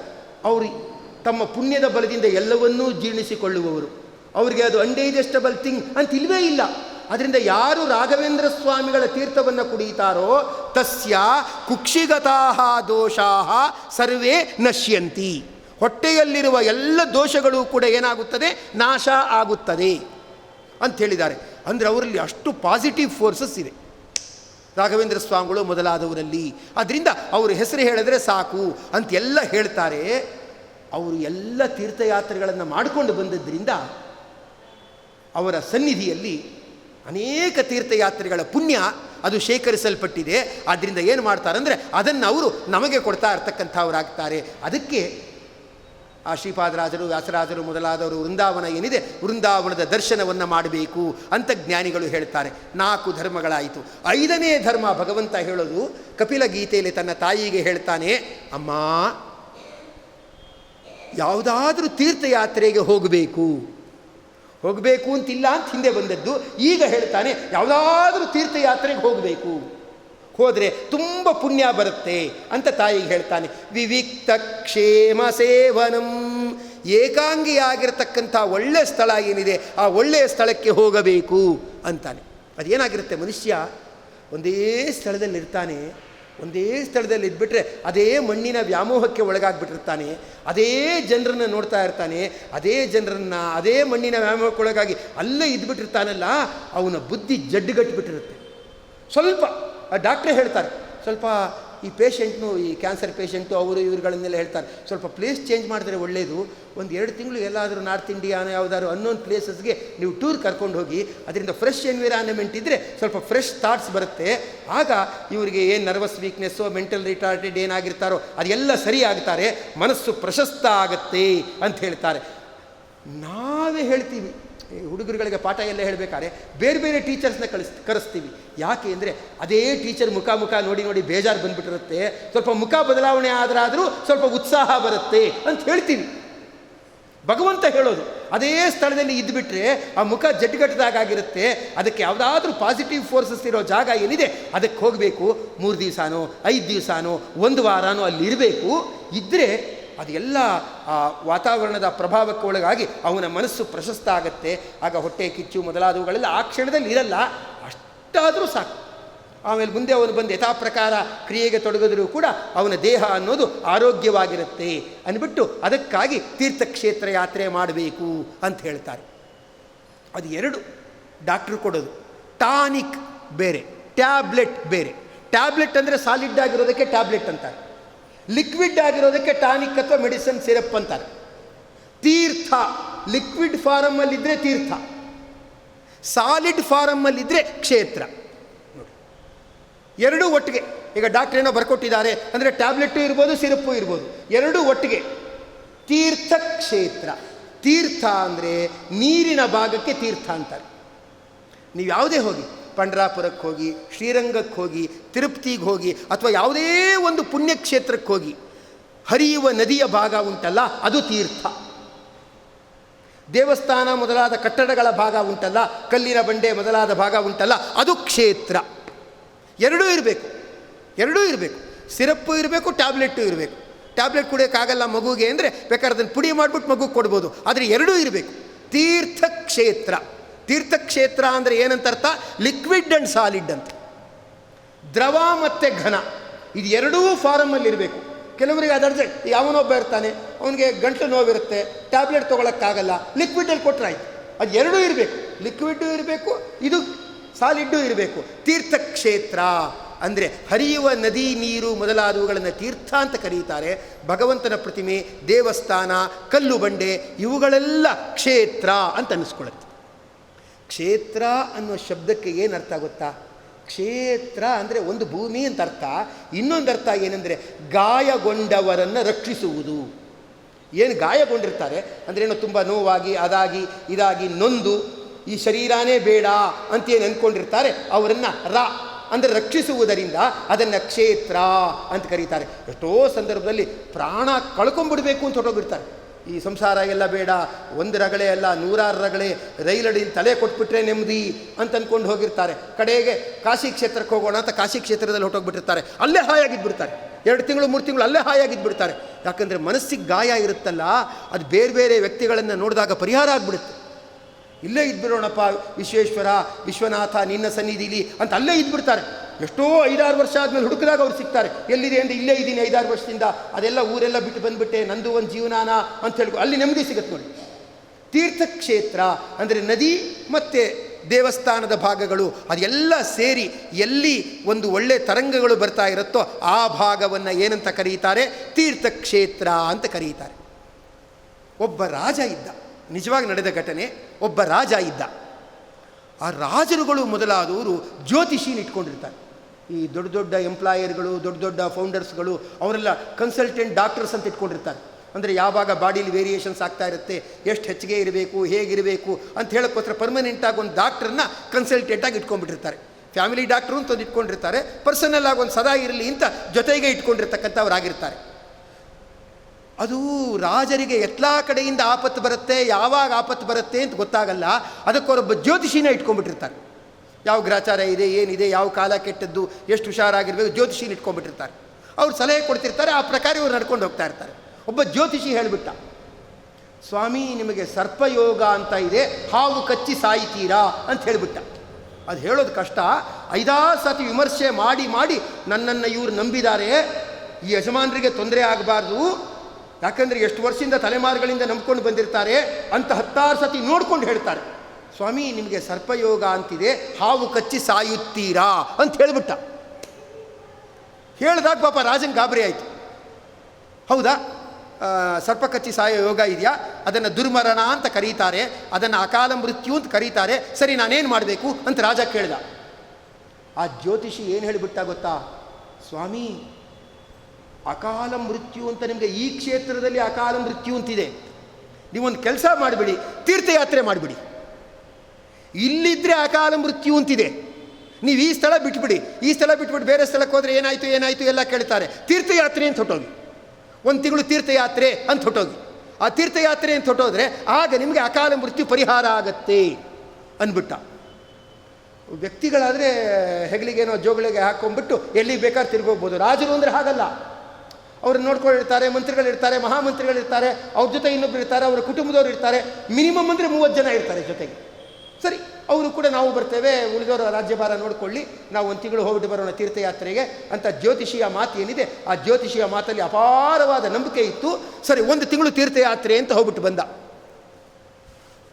ಒಳಗಡೆ ಗಾಬರಿ ಇತ್ತು, ಸರ್ಪಯೋಗ ಇದೆ, ಸರ್ಪಯೋಗ ಇದೆ, ಏನು ಮಾಡೋದು ನನ್ನ ಗ್ರಾಚಾರ ಅಂದ್ಬಿಟ್ಟು ಗಾಬರಿ ಇತ್ತು. ಅವನು ಹೇಳಿದ್ದ, ಈ ತಿಂಗಳು ತುಂಬ ಕಠಿಣ ಇದೆ, ಈ ತಿಂಗಳು ದಾಟಿಬಿಟ್ರೆ ಇನ್ನು ಯೋಚನೆ ಇಲ್ಲ ಅಂತ ಹೇಳಿದ್ದ. ಸರಿ, ತೀರ್ಥಯಾತ್ರೆ ಮುಗಿಸ್ಕೊಂಡು ರಾಜ ಬಂದ, ಏನಾಗಲಿಲ್ಲ. ಆ ಜ್ಯೋತಿಷಿನ ಕರೆದ್ಬಿಟ್ಟು ಹೇಳ್ತಾನೆ, ಸುಮ್ಮನೆ ಹೆದರಿಸ್ಬಿಟ್ಟಿಯಲ್ಲೋ, ಅರಮನೇಲಿ ಭಕ್ಷ್ಯ ಎಲ್ಲ ಮಾಡ್ಕೊಂಡು ತಿಂದ್ಕೊಂಡಿದ್ದೆ, ರಾಜಭೋಗ ಅಂತ ಹೇಳ್ತಾರೆ ಭೋಗಗಳಿಗೆ, ಹಾಯಾಗಿ ಸುಖ ಪಟ್ಕೊಂಡಿದ್ದೆ, ನೀನೇನು ಹೆದರಿಸ್ಬಿಟ್ಟು ತೀರ್ಥಯಾತ್ರೆ ಮಾಡಿ ಅಂತ ತೀರ್ಥಯಾತ್ರೆ ಮಾಡಿದ್ನ. ಟೈಮಿಗೆ ಸರಿಯಾಗಿ ಸ್ನಾನ ಇಲ್ಲ, ಟೈಮಿಗೆ ಸರಿಯಾಗಿ ಊಟ ತಿಂಡಿ ಇಲ್ಲ, ಏನೋ ದೇವ್ರ ದರ್ಶನ ಮಾಡಬೇಕು, ಅದು ಅರಮನೆ ಥರ ಇರಲ್ಲ, ಇದ್ದ ಜಾಗದಲ್ಲೇ ಅಡ್ಜಸ್ಟ್ ಮಾಡ್ಕೊಂಡಿರಬೇಕು.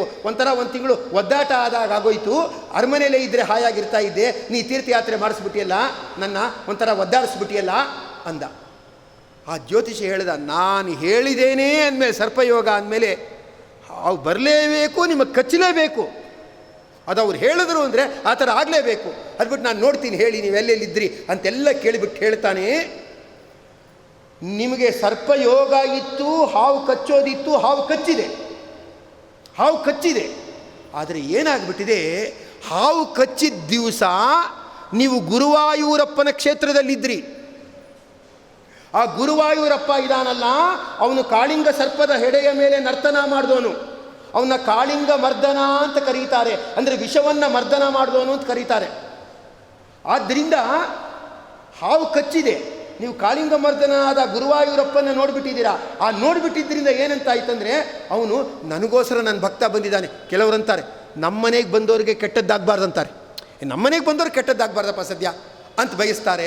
ಆ ಗುರುವಾಯೂರಪ್ಪ ನನ್ನ ಕ್ಷೇತ್ರಕ್ಕೆ ಬಂದವರಿಗೆ ಕೆಟ್ಟದ್ದಾಗಬಾರ್ದು ಅಂದ್ಬಿಟ್ಟು ಏನು ಮಾಡಿದ್ದಾನೆ, ಹಾವು ಕಚ್ಚಿದ್ದಾನೆ, ವಿಷ ಏರಿಸಿಲ್ಲ. ಹಾವು ಎಷ್ಟೋ ಸತಿ ನೀವು ನಂಬ್ತಿರೋ ಬಿಡ್ತಿರೋ, ಜನ ಮೇಲಿಂದ ಬಿದ್ದುಬಿಡ್ತಾರೆ, ಫ್ರ್ಯಾಕ್ಚರ್ ಆಗಿರಲ್ಲ, ಬರೀ ಮೂಕೇಟಾಗಿರುತ್ತೆ.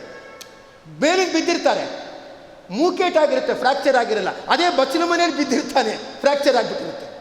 ಅದು ಹೇಳಕ್ಕೆ ಬರಲ್ಲ, ವಿಷ ಏರಿಲ್ಲ ಅಂದ. ಆಮೇಲೆ ಸರ್ಪ ವೈದ್ಯರು ಅಂತಿರ್ತಾರೆ, ಅವ್ರನ್ನ ಕರೆಸಿ ದೇಹನೆಲ್ಲ ಚೆಕ್ ಮಾಡಿಸಿದ್ದಾರೆ. ಆ ಕಾಲಿಗೆ ಹಾವು ಕಚ್ಚಿದ ಜಾಗದಲ್ಲಿ ಗಾಯ ಆಗಿದೆ, ರಕ್ತ ಏರಿಲ್ಲ, ರಕ್ತ ಹರಿದಿಲ್ಲ. ಎಷ್ಟೋ ಸಂದರ್ಭದಲ್ಲಿ ನಮಗೆ ಏನೋ ಮಾಡೋಕ್ಕೆ ಹೋಗುವಾಗ ಕೈಯಲ್ಲಿ ತರ್ಚಿರುತ್ತೆ, ಗೊತ್ತೇ ಆಗಲ್ಲ. ಇನ್ಯಾರೋ ನೋಡೋ ಇಲ್ಲಿ ಅಂದಾಗ ಇಷ್ಟು ಜೋರಾಗಿ ತರ್ಚಿದ್ಯಾ ಅಂತೀವಿ. ಗಾಯ ಆಗಬೇಕು, ವಿಷ ಏರಬಾರ್ದು. ಇದು ಗುರುವಾಯೂರಪ್ಪ ಮಾಡಿರುವ ಮಹಿಮೆ ಅಂದಾಗ ರಾಜಂಗೆ ಆಶ್ಚರ್ಯ ಆಗೋಯಿತು. ಹಾವು ಕಚ್ಚಿದೆ, ಅವನಿಗೆ ವಿಷ ಏರಿಲ್ಲ ನೋಡಿ. ಆಗ ಅವನು ಇನ್ನೊಂದು ಸತಿ ಗುರುವಾಯೂರಪ್ಪನ ಕ್ಷೇತ್ರಕ್ಕೆ ಹೋಗ್ಬಿಟ್ಟು ಬಂದ. ಶಾಸ್ತ್ರ ಏನು ಹೇಳುತ್ತೆ ಗೊತ್ತಾ, ನಿಮ್ಮ ಗ್ರಹಚಾರ, ನಿಮ್ಮ ಜೀವನ, ಇನ್ಯಾರೋ ಒಬ್ಬರಿಗೆ ತುಂಬ ರಾಹುದೋಷ ಇತ್ತು. ರಾಹುದೋಷ ಅಂದರೆ ರಾಹು ಅಂದರೆ ರೋಗಕ್ಕೆ ಕಾರಣ. ನಮ್ಮ ವಾದಿರಾಜ ಶ್ರೀಮಚ್ಚರಣರು ನವಗ್ರಹ ಸ್ತೋತ್ರ ಅಂತ ಮಾಡಿದ್ದಾರೆ. ಆ ನವಗ್ರಹ ಸ್ತೋತ್ರದಲ್ಲಿ ಹೇಳ್ತಾರೆ, ರಾಹುರ್ಮೇ ರಾಹಯೇತ್ ರೋಗಂ, ರಾಹು ರೋಗವನ್ನು ಕಳೆಯಲಿ ಅಂತ ವಾದಿರಾಜ ಶ್ರೀಮಚ್ಚರಣರು ಪ್ರಾರ್ಥನೆ ಮಾಡಿದ್ದಾರೆ. ರಾಹು ದೋಷ ಇದ್ದಾಗ ಒಂದು ಆಪರೇಷನ್ ಗ್ಯಾರಂಟಿ. ರೋಗ ಅಂದರೆ ಭಯಂಕರವಾದ ರೋಗಕ್ಕೆ ಅನ್ನೋದು, ತಲೆನೋವು, ಹೊಟ್ಟೆ ನೋವು, ಅದೆಲ್ಲ ರೋಗ ಅಂತನ್ನಲ್ಲ ಅದು. ಅದರಿಂದ ಇದಾದರೆ ಒಂದು ಆಪರೇಷನ್ ಗ್ಯಾರಂಟಿ ಅಂತ, ಆ ದೇಹದೊಳಗಡೆ ಒಂದು ಆಪರೇಷನ್ನು ಹಾಗೇ ಆಗತ್ತೆ ರಾಹು ದಶ ಇದ್ದರೆ ಅಂತ. ಅದಕ್ಕೆ ಯಾರೋ ಒಬ್ಬರು ಏನು ಮಾಡಿದ್ದಾರೆ, ಜ್ಯೋತಿಷಿಗಳು ಹೇಳಿದ್ದಾರೆ, ರಾಹು ದೋಷ ಇದೆ, ನಿಮಗೇನು ತೊಂದರೆ ಆಗಬಾರ್ದಲ್ವಾ, ಕಾಳಹಸ್ತಿಗೆ ಹೋಗ್ಬಿಟ್ಟು ಬನ್ನಿ. ಅಲ್ಲಿ ನಾಗಕಾಳಹಸ್ತಿ ಅಂತ ನಿಜವಾದದರ ಪೂರ್ಣ ಅರ್ಥ ನಾಗಕಾಳಹಸ್ತಿ ಅಂತ. ನಾಗ ಅಂದರೆ ಸರ್ಪ, ಸರ್ಪದ ದೋಷ ಅಂತ. ರಾಹು ಅಂದರೆ ಸರ್ಪದ ಪ್ರತಿರೂಪ. ನೀವು ಅಲ್ಲಿಗೆ ಹೋಗ್ಬಿಟ್ಟು ಬನ್ನಿ ಎಂದಿದ್ದಾರೆ. ಅಲ್ಲಿಗೆ ಹೋದ ಮೇಲೆ ಅವ್ರಿಗೆ ನೆಮ್ಮದಿ ಆಗಿದೆ. ಅಂದರೆ ಆ ತೀರ್ಥಕ್ಷೇತ್ರ ಅದೇನಿದೆ ಅದರಲ್ಲಿ ಅದರ ವಿಶೇಷವಾದ ಸನ್ನಿಧಾನ ಇದೆ. ಅದರಿಂದ ಆಗುವ ದೋಷ ಏನಿದೆ ಆಗದೆ ಇದ್ದಾಗ ನೋಡ್ಕೋತಾರೆ. ಕೆಲವರು ಹೇಳಲ್ವಾ, ಔಟ್ ಪೇಷಂಟ್ ವಾರ್ಡ್ ಬೇರೆ, ಬೇರೆ ಇನ್ಸೈಡ್ ವಾರ್ಡ್ ಪೇಷಂಟ್ ಅದು ಬೇರೆ. ಆ ಥರ ಇಲ್ಲಿ ಅದ್ರ ದೋಷಕ್ಕೆ ಅಲ್ಲಿ ಹೋಗ್ಬಿಟ್ರೆ ಪರಿಹಾರ ಆಗುತ್ತೆ ಅಂತ. ಅದೇ ರಾಹು ದೋಷ ಇದ್ದುಬಿಟ್ರೆ ವರಾಹಸ್ವಾಮಿನ ನೋಡಿಬಿಟ್ರೆ ಪರಿಹಾರ ಆಗುತ್ತೆ ಅಂತ ಹೇಳ್ತಾರೆ. ಇನ್ನೊಂದು ಕಡೆ ರಾಹು ದೋಷ ಇದ್ದುಬಿಟ್ರೆ ವರಾಹಸ್ವಾಮಿಯ ದರ್ಶನ ಆಗಿಬಿಟ್ರೆ ಪರಿಹಾರ ಆಗುತ್ತೆ ಅಂತ ಹೇಳ್ತಾರೆ. ಅದು ಯಾವ್ಯಾವ ಗ್ರಹಕ್ಕೆ ಯಾವ್ಯಾವ ಭಗವದ್ ರೂಪ ಅಂತ ಹೇಳುವಾಗ ಅದನ್ನು ತಿಳಿಸ್ತಾರೆ ನೋಡಿ. ತೀರ್ಥಕ್ಷೇತ್ರಕ್ಕೆ ಹೋಗ್ಬಿಟ್ರೆ ಪರಿಹಾರ ಆಯಿತು, ಅದು ಅದಕ್ಕೆ ಸಂಬಂಧಪಟ್ಟದ್ದು. ಅದರಿಂದ ಏನಾಗುತ್ತೆ, ಪರಿಹಾರ ಆಗಿಬಿಡುತ್ತೆ. ಅದು ಯಾರೋ ಒಬ್ಬರು ಹೊಟ್ಟೆ ನೋವು ಅಂತ ಒದ್ದಾಡ್ತಾ ಇರ್ತಾರೆ, ಅದು ಫುಡ್ ಪಾಯ್ಸನಿಂಗ್ ಆಗಿರುತ್ತೆ, ಅದು ಕ್ಲಿಯರ್ ಆಗಿಬಿಟ್ರೆ ಆಗೋಯ್ತು ಅಷ್ಟೇ.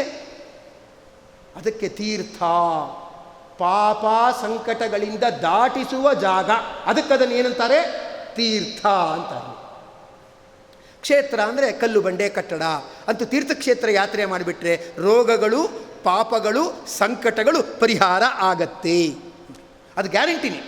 ಯಾರು ತೀರ್ಥಕ್ಷೇತ್ರ ಯಾತ್ರೆ ಮಾಡ್ತಾರೆ ಅವರಿಗೆ ಸಂಕಟಗಳು, ರೋಗಗಳು ಅದೆಲ್ಲ ಏನಿರುತ್ತೆ ಅದೆಲ್ಲವೂ ಕೂಡ ಆ ಕ್ಷೇತ್ರದ ಅಧಿದೇವತೆಯಿಂದ ಅವನ ಅನುಗ್ರಹಕ್ಕೆ ಒಳಗಾಗಿಬಿಟ್ಟು ಅದು ಪರಿಹಾರ ಆಗತ್ತೆ. ಆದ್ದರಿಂದ ಜ್ಞಾನಿಗಳು ಅದನ್ನು ಸ್ಪಿರಿಚುವಲ್ ವೈಬ್ರೇಷನ್ ಸೆಂಟರ್ಸ್ ಅಂತ ಏನಿದೆ ಅದನ್ನು ನೋಡಿದ್ದಾರೆ. ದೊಡ್ಡ ದೊಡ್ಡ ಶ್ರೀಮಂತರು ಅವ್ರ ಮನೆಗೆಲ್ಲ ಕಟ್ಟಿಸ್ಬೇಕಾದ್ರೆ ಈ ವಾಸ್ತು ಮತ್ತು ಜ್ಯೋತಿಷಿಗಳನ್ನು ಹಿಡ್ಕೊಂಡು ಏನು ಮಾಡ್ತಾರೆ ಅಂದರೆ, ದೇವರು ಮನೆ ಎಲ್ಲಾಗಬೇಕು ಅಂತ ಫಸ್ಟ್ ನೋಡ್ತಾರೆ. ಅಂದರೆ ಯಾವ ಜಾಗದಲ್ಲಿ ತುಂಬ ವೈಬ್ರೇಷನ್ ಬರ್ತಾ ಇದೆ ಅಂತ ನೋಡಿಬಿಟ್ಟು ಏನು ಮಾಡ್ತಾರಂದರೆ ಆ ಜಾಗದಲ್ಲಿ ದೇವ್ರ ಮನೆ ಆಗೋ ಹಾಗೆ ಮಾಡಿಬಿಟ್ಟು ಆಮೇಲೆ ಉಳಿದ ಪ್ಲ್ಯಾನಿಂಗ್ ಹೆಂಗೆ ಬೇಕೋ ಹಾಗೆ ಮಾಡ್ಕೊಳ್ಳಿ ಅಂತ ಆರ್ಕಿಟೆಕ್ಟ್ರಿಗೆ ಹೇಳ್ತಾರೆ.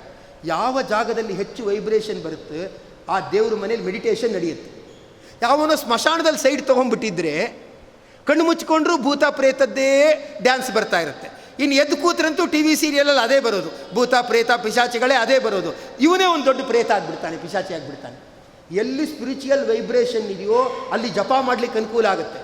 ಆ ಜಾಗ ಹಿಂದೆ ಇದ್ದುಬಿಟ್ರೆ ಬೇರೆ ಜಾಗದಲ್ಲಿ, ಈಗ ನಾವು ಅಡುಗೆ ಮನೇಲಿ ಕೂತ್ಕೊಂಡು ಧ್ಯಾನ ಮಾಡಲಿಕ್ಕಾಗಲ್ಲ, ಅಲ್ಲಿ ಏಕಾಂತ ಇಲ್ಲ. ಏಕಾಂತ ಇರೋದು ಎಲ್ಲಿ, ದೇವ್ರ ಮನೇಲಿ ಏಕಾಂತ ಇದೆ, ಪ್ರಶಸ್ತವಾಗಿದೆ, ಅಲ್ಲಿ ಮಾಡ್ಬೋದು. ನಮ್ಮ ಮನೇಲಿ ನಾವು ದೇವ್ರ ಮನೆ ಅಂತ ಮಾಡ್ತೀವಲ್ಲ, ದೇವರು ಭರತಖಂಡದಲ್ಲಿ ಕೆಲವು ದೇವ್ರ ಮನೆ ಅಂತ ಮಾಡಿದ್ದಾರೆ. ದೇವ್ರ ಮನೆ ಅಂದ್ರೇನು, ರಿಚುವಲ್ಸ್ ಸೆಂಟರ್, ವರ್ಷಿಪ್ ಪ್ಲೇಸ್ ಅಂತ ಹೇಳ್ಬೋದು, ಪೂಜಾ ರೂಮ್ ಅಂತಲೇ ಹೇಳ್ಬೋದು, ಏನು ತೊಂದರೆ ಇಲ್ಲ. ಇಡೀ ಭರತಖಂಡದ ಪೂಜಾ ರೂಮ್ ಅಂದರೆ ಯಾವುದು, ಉಡುಪಿ, ಬದ್ರಿ, ಕಂಚಿ, ಶ್ರೀರಂಗ, ಇದೆಲ್ಲ ಇಂಡಿಯಾಸ್ ಪೂಜಾ ರೂಮ್ ಅಷ್ಟೇ ಅದು. ಆದ್ದರಿಂದ ಅಲ್ಲಿ ಪೂಜೆ ಮೊದಲಾದವುಗಳು ಅಲ್ಲಿ ವಿಶೇಷವಾಗಿ ಮಾಡಬೇಕು ಅಂತ. ಅಲ್ಲಿ ಫಾರಿನ್ನಲ್ಲೆಲ್ಲ ಪೂಜಾ ರೂಮ್ ಅಂತಿಲ್ಲ. ಅವರು ಸ್ವಲ್ಪ ಫಾರಿನರ್ಸ್ ಇದಾರಲ್ಲ, ಅವರು ರಿಸರ್ಚ್ ಮೈಂಡ್ ಜಾಸ್ತಿ. ಯಾವುದಾದ್ರೂ ಒಂದು ಹಿಡ್ಕೊಂಡ್ಬಿಟ್ರೆ 10 ವರ್ಷ 20 ವರ್ಷ ಅದನ್ನೇ ಕಂಡುಹಿಡಿಯೋದು. ಆ ರೀತಿ ಇದ್ದರೆ ಹೇಗೆ, ಈ ರೀತಿ ಇದ್ದರೆ ಹೇಗೆ ಅಂತ ಕಂಡುಹಿಡಿಯೋದು. ಅದಕ್ಕೆ ಫಾರಿನ್ನಲ್ಲೆಲ್ಲ ಡ್ರಾಯಿಂಗ್ ರೂಮ್ ಅಂತ ಕಂಪಲ್ಸರಿ. ಡ್ರಾಯಿಂಗ್ ರೂಮ್ ಅಂದರೆ ಸ್ಟಡಿ ರೂಮ್ ಅಂತ, ಅದು ಟೆಕ್ನಿಕಲಿ ಅದನ್ನು ಡ್ರಾಯಿಂಗ್ ರೂಮ್ ಅಂತ ಕರೀತಾರೆ. ಸ್ಟಡಿ ರೂಮ್ ಅಂತ ಕಂಪಲ್ಸರಿ. ನಮ್ಮಲ್ಲಿ ಸ್ಟಡಿ ರೂಮ್ ಅಂತಿಲ್ಲ, ಪೂಜಾ ರೂಮ್ ಅಂತ ಕಂಪಲ್ಸರಿ. ಅಂದರೆ ಮೆಂಟಲ್ ಪೀಸ್ಗೆ ಸ್ಪೆಸಿಫಿಕ್ಕಾಗಿ ಒಂದು ಮೆಡಿಟೇಷನ್ ಸೆಂಟರ್ ಬೇಕು. ನಮ್ಮಲ್ಲಿದೆ. ನಮ್ಮಲ್ಲಿರೋದ್ರಿಂದ ಬೀದಿ ಬೀದಿಲಿ ಸೈಕಿಕ್ ಕ್ಲಿನಿಕ್ ಅಂತಿಲ್ಲ, ಅಂದರೆ ಮನೋರೋಗ ವೈದ್ಯರು ಅಂತ ಬೀದಿಲಿ ಇಲ್ಲ. ಯಾಕಂದರೆ ನಮ್ಮ ಮನೇಲೆ ಮೆಡಿಟೇಷನ್ನಿಂದ ಮೈಂಡ್ಗೆ ಸಂಬಂಧಪಟ್ಟ ಎಲ್ಲ ರೋಗಗಳು ಪರಿಹಾರ ಆಗುತ್ತೆ. ಫಾರಿನಲ್ಲಿ ಆ ಥರ ಇಲ್ಲ. ಫಾರಿನಲ್ಲಿ ಮೆಡಿಟೇಷನ್ ತಮ್ಮಾಗೆ ಹೇಗೆ ಮಾಡ್ಕೋಬೇಕು ಅಂತಿಲ್ಲ. ಹುಚ್ಚರಾಗ್ತಾರೆ, ಉದ್ವೇಗಕ್ಕೊಳಗಾಗ್ತಾರೆ, ಆಗ ಬೀದಿಲಿದೆ, ಅಲ್ಲಿಗೆ ಹೋಗ್ತಾರೆ, ಅವ್ರ ಹತ್ರ ಏನೋ ಟ್ರೀಟ್ಮೆಂಟ್ ತೊಗೊಂಡು ಬರ್ತಾರೆ. ಹೀಗಾಗುತ್ತೆ. ನಾವು ವೈದ್ಯರ ಹತ್ರ ಯಾಕೆ ಹೋಗಬೇಕು? ಯಾರು ಸರಿಯಾಗಿ ಅವ್ರ ಮೈಂಡನ್ನು ಮೇಂಟೈನ್ ಮಾಡಿರಲ್ವೋ ಅವರು ಮನೋವೈದ್ಯರ ಹತ್ರ ಹೋಗ್ತಾರೆ. ನಮ್ಮ ಮೈಂಡನ್ನು ನಾವೇ ಮೇಂಟೈನ್ ಮಾಡೋಣ, ನಾವೇ ದೇವರ ಧ್ಯಾನ ಮಾಡೋಣ ಅಂತ. ಇನ್ನು ಕೆಲವು ಪ್ರಶ್ನೆ ಮಾಡೋದು, ಅಲ್ಲ ಗಂಡಸರು ಮಾತ್ರ ಪೂಜೆ ಮಾಡ್ತಾರೆ, ಸಾಲಿಗ್ರಾಮ ಎಲ್ಲ ಇಟ್ಕೊಂಡು ಮಡಿ ಇನ್ಕೊಂಡು ಹಾರಾಡಿಕೊಂಡು ಗಂಟಾಮಣಿ ಅಲ್ಲಾಡಿಸ್ಕೊಂಡು ಮಡಿ ಚೌಕ ಉಟ್ಕೊಂಡು ಪೂಜೆ ಮಾಡ್ತಾರೆ. ಹೆಂಗಸರೆಲ್ಲ ಏನು ಪೂಜೆ ಗೀಜೆ ಅಂತೇನು ಅವ್ರಿಗೆಲ್ಲ ಅಷ್ಟೇನು ಹೇಳಿಲ್ಲ. ಆದ್ದರಿಂದ ನಮಗೆ ಆರೋಗ್ಯ ಬೇಡವಾ?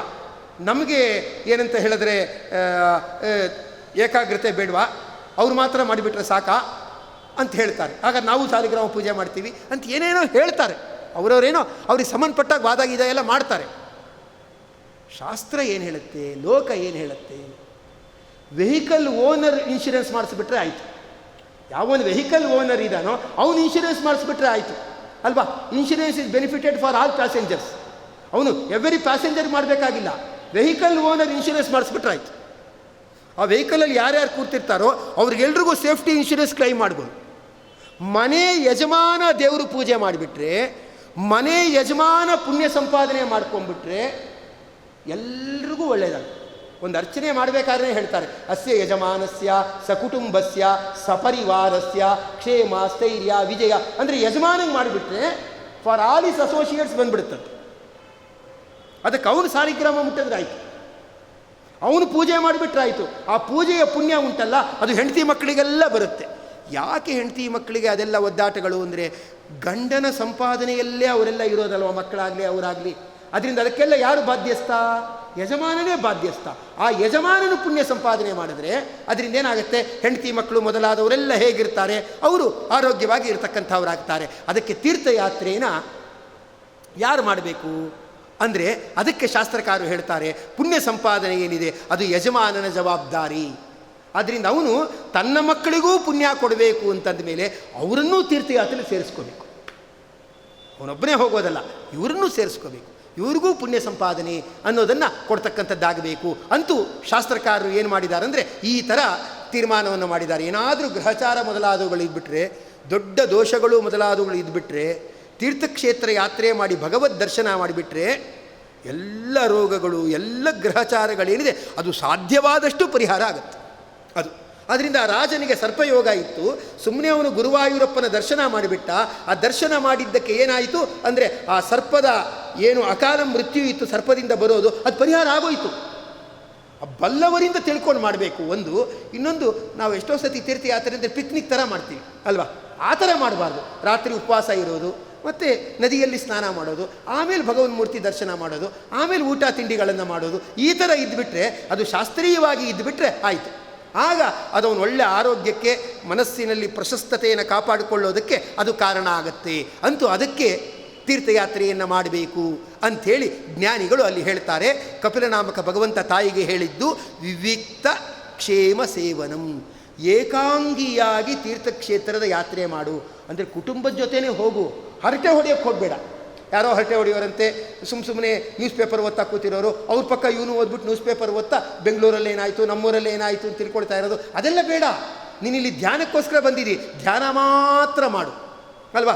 ಧ್ಯಾನ ಮಾತ್ರ ಮಾಡೋದು ಬಿಟ್ಟು ಯಾವುದು ಆಪರೇಷನ್ ಥಿಯೇಟ್ರ್ ಒಳಗಡೆ ಬಿಸ್ಕೆಟ್ ಪ್ಯಾಕೆಟ್ ತೊಗೊಂಡೋಗೋದು, ಅದು ತೊಗೊಂಡೋಗೋದು, ಮಿಕ್ಸ್ಚರ್ ತೊಗೊಂಡು, ಅದೆಲ್ಲ ಆಪರೇಷನ್ ಥಿಯೇಟ್ರ್ ಒಳಗಡೆ ಮಾಡಬಾರ್ದು. ಅದು ಹೊರಗಡೆ ಅದಕ್ಕೆ ಜಾಗ ಇದೆ, ಅಲ್ಲಿ ಮಾಡು ಅಲ್ವಾ? ದೇವರ ಧ್ಯಾನಕ್ಕೆ ಅಂತ ಹೋಗುವಾಗ ಲೌಕಿಕ ಎಲ್ಲ ಬಿಟ್ಬಿಡ್ಬೇಕು. ನಿಜವಾಗೇನಂತಾರೆ, ದೇವಸ್ಥಾನದೊಳಗಡೆ ಬರುವಾಗ ಚಪ್ಪಲಿ ಎಲ್ಲ ಹೊರಗಡೆ ಬಿಟ್ಬಿಡಿ ಅಂತಾರೆ. ಚಪ್ಪಲಿ ಎಲ್ಲ ಯಾಕೆ ಹೊರಗಡೆ ಬಿಡಬೇಕು? ಆ ಚಪ್ಪಲಿ ಹಾಕ್ಕೊಂಡು ಎಲ್ಲೆಲ್ಲೋ ತಿರುಗಿರ್ತೀವಿ, ಅದೆಲ್ಲ ಇದ್ದರೆ ಆ ಸ್ಪಿರಿಚುವಲ್ ವೈಬ್ರೇಷನ್ಸ್ ದೇಹದೊಳಗಡೆ ಪಾಸಾನ್ ಆಗಲ್ಲ. ಅದು ಪಾಸಾನ್ ಆಗಬೇಕಾದ್ರೆ ಕಾಲಿಂದಲೇ ಆಗೋದು. ಏನಂದರೆ ಈ ಕೆಲವು ರೋಗಗಳಿಗೆ ಹೇಳ್ತಾರೆ, ಅದು ಕಾಲಿಗೆ ಏನಾದರೂ ಇನ್ಫೆಕ್ಷನ್ ಎಲ್ಲ ಆಗಿಬಿಟ್ರೆ ಅದು ಗ್ಯಾಂಗರಿನ್ ಮೊದಲಾದಾಗೋ ಸಂದರ್ಭ ಉಂಟು ಅಂತ ಹೇಳ್ತಾರೆ. ಯಾಕೆ ಹೇಳ್ತಾರೆ ಅಂದರೆ, ಆ ಕ್ರಿಮಿಗಳು ದೋಷಗಳು ಕಾಲಿಂದಲೇ ಪ್ರವೇಶ ಆಗೋದು. ಅದಕ್ಕೆ ಅವ್ರು ಹೇಳ್ತಾರೆ, ಕಾಲು ಚೆನ್ನಾಗಿ ಇಟ್ಕೊಳ್ಳಿ, ಮೇಂಟೈನ್ ಯುವರ್ ಲೆಗ್ಸ್ ಅಂತ ಹೇಳ್ತಾರೆ. ಯಾಕಂದರೆ ಎಲ್ಲ ಪಾಸಾನ ಆಗೋದು ಯಾತ್ರಿಂದ? ಕಾಲಿಂದ. ನೀ ಸುಮ್ಮನೆ ದೇವಸ್ಥಾನಕ್ಕೆ ಬರುವಾಗ ಕಾಲು ತೊಳ್ಕೊಂಡಾಗ ಏನಾಯಿತು, ಕಾಲಿಗೆ ಅಂಟಿದ್ದ ಧೂಳು ಕಸ ಅದೆಲ್ಲ ಹೋಯಿತು. ಆಗ ಕಾಲು ಪ್ಯೂರ್ ಆಗುತ್ತೆ. ದೇವಸ್ಥಾನದೊಳಗಡೆ ಬಾ, ವೃಂದಾವನಕ್ಕೋ ದೇವರಿಗೋ ಪ್ರದಕ್ಷಿಣೆ ಹಾಕು. ಆಗ ಏನಾಗುತ್ತೆ ಅಂದರೆ ಸ್ಪಿರಿಚುವಲ್ ಪಾಸಿಟಿವ್ ಎನರ್ಜಿ ಏನಿದೆ ಅದು ಕಾಲಿಂದ ಪಾಸ್ ಆಗುತ್ತೆ. ಅದು ಪಾಸಿಂಗ್ ಸೆಂಟರ್ ಅದೇ. ಎಷ್ಟೋ ಸಲ ನಂಬ್ತಿರೋ ಬಿಡ್ತಿರೋ, ಎಂಟ್ರಿ ಮತ್ತು ಎಕ್ಸಿಟ್ ಒಂದೇ ಗೇಟ್ ಇರುತ್ತೆ. ಈ ಮುದ್ರೆಧಾರಣೆ ಮೊದಲ ಸಂದರ್ಭದಲ್ಲಿ ನೋಡಿಬೇಕಾದ್ರೆ ಅಲ್ವಾ, ಎಂಟ್ರಿ ಎಕ್ಸಿಟ್ ಒಂದೇ ಗೇಟ್ ಇರುತ್ತೆ. ಅದಕ್ಕೆ ಸ್ವಾಮಿಗಳ ಪಾದಪೂಜೆ ಮಾಡೋದು. ಪಾದಪೂಜೆ ಯಾಕೆ ಮಾಡೋದು? ಸ್ವಾಮಿಗಳ ಪಾದ ಇದೆಯಲ್ಲ, ಅದು ಎಂಟ್ರಿನೂ ಹೌದು ಎಕ್ಸಿಟ್ಟು ಹೌದು. ಅವ್ರು ಪಾದಪೂಜೆ ಮಾಡಿಬಿಟ್ರೆ ಆ ಪಾದದ ನೀರು ಉಂಟಲ್ಲ, ಆ ಪಾದದ ನೀರಲ್ಲೇ ಅದು ಸೇರ್ಕೊಂಡಿರುತ್ತೆ. ಅದನ್ನು ನಾವು ಪ್ರೋಕ್ಷಣೆ ಮಾಡಿಕೊಂಡ್ರೆ ಬರುತ್ತೆ. ಅದಕ್ಕೆ ಏನಂದರೆ ಆ ಚಪ್ಪಲಿ ಮೊದಲಾದ ಹೊರಗಡೆನೇ ಬಿಟ್ಟು ಬನ್ನಿ ಅಂದರೆ, ಎಲ್ಲೆಲ್ಲೋ ತಿರುಗೋ ವಿಚಾರ ಏನಿರುತ್ತೆ ಅದೆಲ್ಲ ಹೊರಗಡೆ ಬಿಟ್ಟು ಬನ್ನಿ ಅಂತಾರೆ. ಆಪರೇಷನ್ ಥಿಯೇಟ್ರಿಗೆ ಹೋಗುವಾಗ ಹೇಳ್ತಾರೆ, ನಿನ್ನ ಶರ್ಟ್ ಹಾಕ್ಕೊಂಡು ಹೋಗಬೇಡ, ನಾವು ಗೌನ್ ಕೊಡ್ತೀವಿ ಅದನ್ನೇ ಹಾಕೋ ಅಂತಾರೆ. ಇಲ್ಲ, ನಾನು ಒಗ್ದಿದ್ದೀನಿ, ಇಸ್ತ್ರಿ ಮಾಡಿದ್ದೀನಿ ಅಂದರೆ ಅದೆಲ್ಲ ನಾವು ಅಲೋ ಮಾಡಲ್ಲ ಅಂತಂತಾರೆ. ಹಾಗೆ ಹೊರಗಡೆ ವಿಚಾರ ಎಲ್ಲ ಬಿಟ್ಟು ತೀರ್ಥಕ್ಷೇತ್ರಕ್ಕೆ ಬಾ ಅಲ್ವಾ. ಇಲ್ಲದೆ ಇದ್ದರೆ ಮಿಂದಲ್ಲಿ ಫಲವೇನು ನೀ ಹೇಳ್ತಾ ಇರ್ತಾರೆ. ಏನಂದರೆ ಮೀನು ಮೊಸಳೆಯಂತೆ. ನಮ್ಮ ಪುರಂದರದಾಸರು ಹೇಳ್ತಾರೆ, ನದಿಲಿ ಮುಳುಗಿದ್ದೀನಿ, ನನಗೂ ಫಲ ಬರಲಿ, ಗಂಗಾ ನದಿಯಲ್ಲಿ ನಾನು ಮುಳುಗಿದ್ದೀನಿ ಅಂದರೆ, ಮುಳುಗಿದೆಯಾ? ಯಾವ ಥರ ಮುಳುಗಿದೆಯಾ? ಮೀನು ಮೊಸಳೆ ಥರ ಮುಳುಗಿದೆಯಾ? ಗಂಗಾ ಗಂಗಾ ಗಂಗಾ ಅಂತ ಸ್ಮರಣೆ ಮಾಡಿ ಮುಳುಗಿಲ್ಲ. 3 ಮುಳುಗಾಕಿ ಅಂದರೆ ಸುಮ್ಮನೆ 3 ಮುಳುಗಾಕಿದಾನಷ್ಟೇ. ನಿಂದಲ್ಲಿ ಫಲವೇನು ಶ್ರೀಶೈಲದ ಕಾಗೆಯಂತೆ. ಶ್ರೀಶೈಲದಲ್ಲೇ ಕಾಗೆ ಇರುತ್ತೆ, ನಿಂತ್ಕೊಂಡೇ ಇರುತ್ತೆ. ಫಲವೇನು ಹೊರಗೆ ಮಿಂದು ಒಳಗೆ ಮೀಯದವರ ಕಂಡು ನಗುತ್ತಿರ್ದ ಪುರಂದರ ವಿಠಲ. ನಮ್ಮ ಕಾಲೇಜ್ ಹುಡುಗರುಗಳು ಐರನ್ ಮಾಡಿರೋ ಹೊಸ ಬಟ್ಟೆ ಹಾಕ್ಕೊಂಬಂದ್ಬಿಟ್ಟಿರ್ತಾರೆ, ಸ್ನಾನನೇ ಮಾಡಿರಲ್ಲ. ಅವರು ಸ್ನಾನಗಿನ ಮಾಡಿದೆಯಾ ಯಾರೂ ಕೇಳಲ್ಲ, ಬಟ್ಟೆ ಹೊಳಿತಾ ಇದೆಯಾ ಅಂತ ಕೇಳ್ತಾರೆ. ಕ್ಲೀನ್ ಬಟ್ಟೆ ಹಾಕ್ಕೊಂಬಂದ್ಬಿಟ್ಟಿರ್ತಾರೆ, ಸ್ನಾನನೇ ಇಲ್ಲ. ಏನಾಯಿತು? ಔಟ್ಸೈಡ್ ಫ್ರೆಶ್ನೆಸ್ ಬರುತ್ತೆ, ಇನ್ಸೈಡ್ ಸ್ಟ್ರಾಂಗ್ ಆಗಿರುತ್ತೆ ಅಂತ ಹೇಳೋಕ್ಕಾಗಲ್ಲ. ನಮಗೆಲ್ಲ ತೀರ್ಥಯಾತ್ರೆಗಳು ಕೂಡ ಹೊರಗಡೆ ತೀರ್ಥಯಾತ್ರೆ ಅಷ್ಟೇ. ಒಳಗೆ ಮೀಯದವರ, ಒಳಗೆ ಅನುಸಂಧಾನ ಇಲ್ಲ. ದೇವರು ನಗ್ತಾ ಇರ್ತಾನಂತೆ, ಸುಮ್ಮನೆ ದುಡ್ಡು ಖರ್ಚು ಮಾಡ್ಕೊಂಡಿಯಲ್ಲೋ, ಅಯ್ಯೋ ಅಷ್ಟೊಂದು ದುಡ್ಡು ಖರ್ಚು ಮಾಡ್ಕೊಂಡಿಯಲ್ಲೋ ಅಂತಿರ್ತಾನಂತೆ. ಅಂದರೆ ಅನುಸಂಧಾನ ಇಟ್ಟುಕೊಂಡು ತೀರ್ಥಯಾತ್ರೆ ಮಾಡಿದ್ರೆ ಆ ಫಲ ಎಲ್ಲ ಇರ್ತಕ್ಕಂಥದ್ದಾಗಿದೆ ಅಂತ ಹೇಳ್ತಾರೆ. ಅನುಸಂಧಾನ ಇಟ್ಟುಕೊಂಡು ಹೋಗಬೇಕು ಅಂದರೆ ಪಾತ್ರರ ಜೊತೆ ಹೋಗಬೇಕು. ಒಳ್ಳೆ ಆಚಾರರು, ಒಳ್ಳೆ ತಿಳಿದವರು, ಅಥವಾ ದೇವರ ಮಹಿಮೆ ಏನಿದೆ ಅದನ್ನು ಸಮಗ್ರವಾಗಿ ಬಲ್ಲವರು, ಅವ್ರನ್ನ ಇಟ್ಕೊಂಡು ಹೋದರೆ ಗೊತ್ತಾಗುತ್ತೆ. ಇಲ್ಲದೆ ತಾನೇ ಹೋದರೆ ಏನು ಗೊತ್ತಾಗುತ್ತೆ? ಸುಮ್ಮನೆ ತಪ್ಪು ತಿಳಿಯಬಾರ್ದು. ಈ ಥರ ಆಗತ್ತಾ, ಹಾಗಾಗುತ್ತಾ ಜೀವನದಲ್ಲಿ, ಅಯ್ಯೋ ಮೋಸಾನ ಅಂತ ತಪ್ಪು ತಿಳಿಯಬಾರ್ದು. ಆದರೆ ಆಗೋ ಸಂಗತಿಯನ್ನು ನಾನು ಹೇಳ್ತೇನೆ. ಏನಂದರೆ, ಸ್ಕೂಲ್ ಮಕ್ಕಳಿಗೆಲ್ಲ ಟೂರ್ ಅಂತ ಇಟ್ಟಿರ್ತಾರೆ. ಪಾಪ ಉಡುಪಿ, ಸುಬ್ರಹ್ಮಣ್ಯ, ಧರ್ಮಸ್ಥಳ, ಕಟೀಲು ಅಂತ 5-6 ತೀರ್ಥಕ್ಷೇತ್ರ ಅಂತ ಹಾಕ್ಬಿಟ್ಟಿರ್ತಾರೆ. ಬಸ್ಸಲ್ಲಿ 2 ಬಸ್ 3 ಬಸ್ ಜನ ಮಾಡಿರ್ತಾರೆ. ಯಾತ್ರಿಕರ ಉದ್ದೇಶ ಏನಂದರೆ ಅಲ್ಲಿ ತೀರ್ಥಪ್ರಸಾದ ಉಚಿತವಾಗುತ್ತೆ. ಸೊ ಆ ಖರ್ಚು ಬರಲ್ಲ. ಮತ್ತು 4 ಊರು ತೋರಿಸಿದ್ದೀವಿ, 5 ಊರು ತೋರಿಸ್ತೀವಿ, ತಂದೆ ತಾಯಿಗಳಿಗೂ ಖುಷಿ ಆಗುತ್ತೆ ಅಂತ ಕರ್ಕೊಂಡು ಹೋಗ್ತಾರೆ. ಇವ್ರು ಕರ್ಕೊಂಡು ಹೋಗಿದ್ದ ಟೈಮಲ್ಲಿ ಅಲ್ಲಿ ದೇವ್ರಿಗೆ ಬಾಗಿಲು ಹಾಕ್ಬಿಟ್ಟಿರ್ತಾರೆ. ಇವ್ರು 3-4 ಊರು ಸುತ್ತಬೇಕಲ್ವ 2-3 ದಿವಸದಲ್ಲಿ, ಅಲ್ಲಿ ದೇವ್ರಿಗೆ ಬಾಗಿಲು ಹಾಕ್ಬಿಟ್ಟಿರ್ತಾರೆ. ಮತ್ತು ಈ ಮಕ್ಕಳ 150 ಮಕ್ಕಳು ಅನ್ನೋಕ್ಕಿಂತ ಕಮಂಗಿಗಳು ಅಂದ್ರೇ ಒಳ್ಳೆಯದು. ಒಬ್ಬರು ನೀವು ಇಬ್ಬರೊಬ್ಬರು ಹಿಡಿಯೋಕ್ಕಾಗಲ್ಲ, ಮಾಡೋಕ್ಕಾಗಲ್ಲ. ಆ ಕ್ಯೂನಲ್ಲಿ ನಿಲ್ಲಿಸಿ ದರ್ಶನ ಮಾಡ್ಕೊಂಡು ಬರೋದಂದರೆ 3 ಗಂಟೆ ಆಗೋಗುತ್ತೆ. ಮತ್ತು ಇನ್ನು ಊಟಕ್ಕೆ ಕೂತ್ರೆ 3 ಗಂಟೆ ಆಗಿಬಿಡುತ್ತೆ. ಅದಕ್ಕೇನು ಮಾಡಿಬಿಡ್ತಾರಂದರೆ, ಕೃಷ್ಣನ್ ಥರಾನೇ ಇರೋ ಪ್ರತಿಮೆನ ಆ ಬ್ಲ್ಯಾಕ್ ಕಾರ್ಡ್ಬೋರ್ಡಲ್ಲೋ ಏನೋ ಮಾಡಿಬಿಟ್ಟು ಹೊರಗಡೆ ಇಟ್ಬಿಟ್ಟಿರ್ತಾರೆ. ಮಕ್ಕಳಿಗೆ ಅದನ್ನೇ ತೋರಿಸ್ಬಿಡ್ತಾರೆ. ಆ ಗೈಡ್ ಅಂತ ಟೀಚರ್ ಇರ್ತಾನಲ್ಲ, ಇದನ್ನೇ ನೋಡಿ, ನೋಡ್ಬಿಟ್ಟು ಒಂದು ಪ್ರದಕ್ಷಿಣೆ ಬನ್ನಿ ಅಂದ್ಬಿಡ್ತಾನೆ. ಅದು ಗರ್ಭಗೃಹದಲ್ಲಿರುವ ದೇವರಲ್ಲ. ಈ ಎಷ್ಟೋ ಸತಿ TV ಸೀರಿಯಲ್ಗಳಲ್ಲಿ ಶ್ರೀನಿವಾಸ ಅಂತ ತೋರಿಸ್ಬಿಟ್ಟು ಹಾಡು ಹೇಳ್ತಾರೆ ನೋಡಿ, ಅದು ನಿಜವಾದ ಶ್ರೀನಿವಾಸ ಅಲ್ಲ, ಸೆಟ್ಟಲ್ಲಿರೋ ಶ್ರೀನಿವಾಸ ಅಲ್ವಾ. ಆ ಥರ ಸೆಟ್ಟಲ್ಲಿರುವ ದೇವರು. ಅದಕ್ಕೆ ಪಾಪ ಮಕ್ಕಳಿಗೆ ಗೊತ್ತಾಗಲ್ಲ. ಮಕ್ಕಳಿಗೆ ಒರಿಜಿನಲ್ ಯಾವುದು ಇದು ಯಾವುದು ಅಂತ ಗೊತ್ತಾಗಲ್ಲ. ಏನು ಮಾಡಿಬಿಡ್ತಾರೆ ಅಂದರೆ ಅಷ್ಟನ್ನೇ ನೋಡಿಬಿಟ್ಟು, ನಾವು ಕೃಷ್ಣ ನೋಡಿದ್ವು ಅಂತ ತಿಳ್ಕೊಂಡಿರ್ತಾರೆ. ಅದು ನಿಜವಾದ ಕೃಷ್ಣ ಅಲ್ವೇ ಅಲ್ಲ. ಕೃಷ್ಣನ ಒಂದು ಚಿತ್ರಣ ಇರೋದು, ಒಂದು ಪ್ರತಿಮೆ ಥರ ಇರೋದಷ್ಟೇ, ನಿಜವಾದ್ದಲ್ಲ, ಗೊತ್ತಾಗಲ್ಲ. ಅದಕ್ಕೆ ಯಾರ್ಯಾರೋ ಜೊತೆ ಟೂರಲ್ಲಿ ಹೋದರೆ ಆಗೋದೇನು ಮೋಸ, ಗೊತ್ತಾಗಲ್ಲ. ನೀನು ನಂಬ್ತಿರೋ ಬಿಡ್ತಿರೋ. ಆ ತಿರುಪತಿಲೇನೆ ಕೋಟಾ ಲಾಡು ಪ್ರಸಾದ ಮಾಡ್ತಿರ್ತಾರೆ. ತಿರುಪ್ತಿಲಿ ಬೇಕಾದ್ರೆ ಪ್ರಸಾದ ಪ್ರಸಾದ ಅಂತ ಮಾಡ್ತಿರ್ತಾರೆ, ಅದು ಒರಿಜಿನಲ್ ಅಲ್ಲ. ಆ ಕೌಂಟರ್ಲಿ ನಿಂತ್ಕೊಂಡು ತೊಗೊಂಡ್ರೆ ಒರಿಜಿನಲ್ ಅಷ್ಟೇ, ಇನ್ನೊಬ್ಬರು ಕೊಟ್ಟರೆ ಒರಿಜಿನಲ್ಲೋ ಇಲ್ವೋ ಹೇಳಕ್ಕೆ ಬರಲ್ಲ, ಅಲ್ಲೇನೆ. ಹಾಗೆ ಈ ಥರ ಆಗುತ್ತೆ.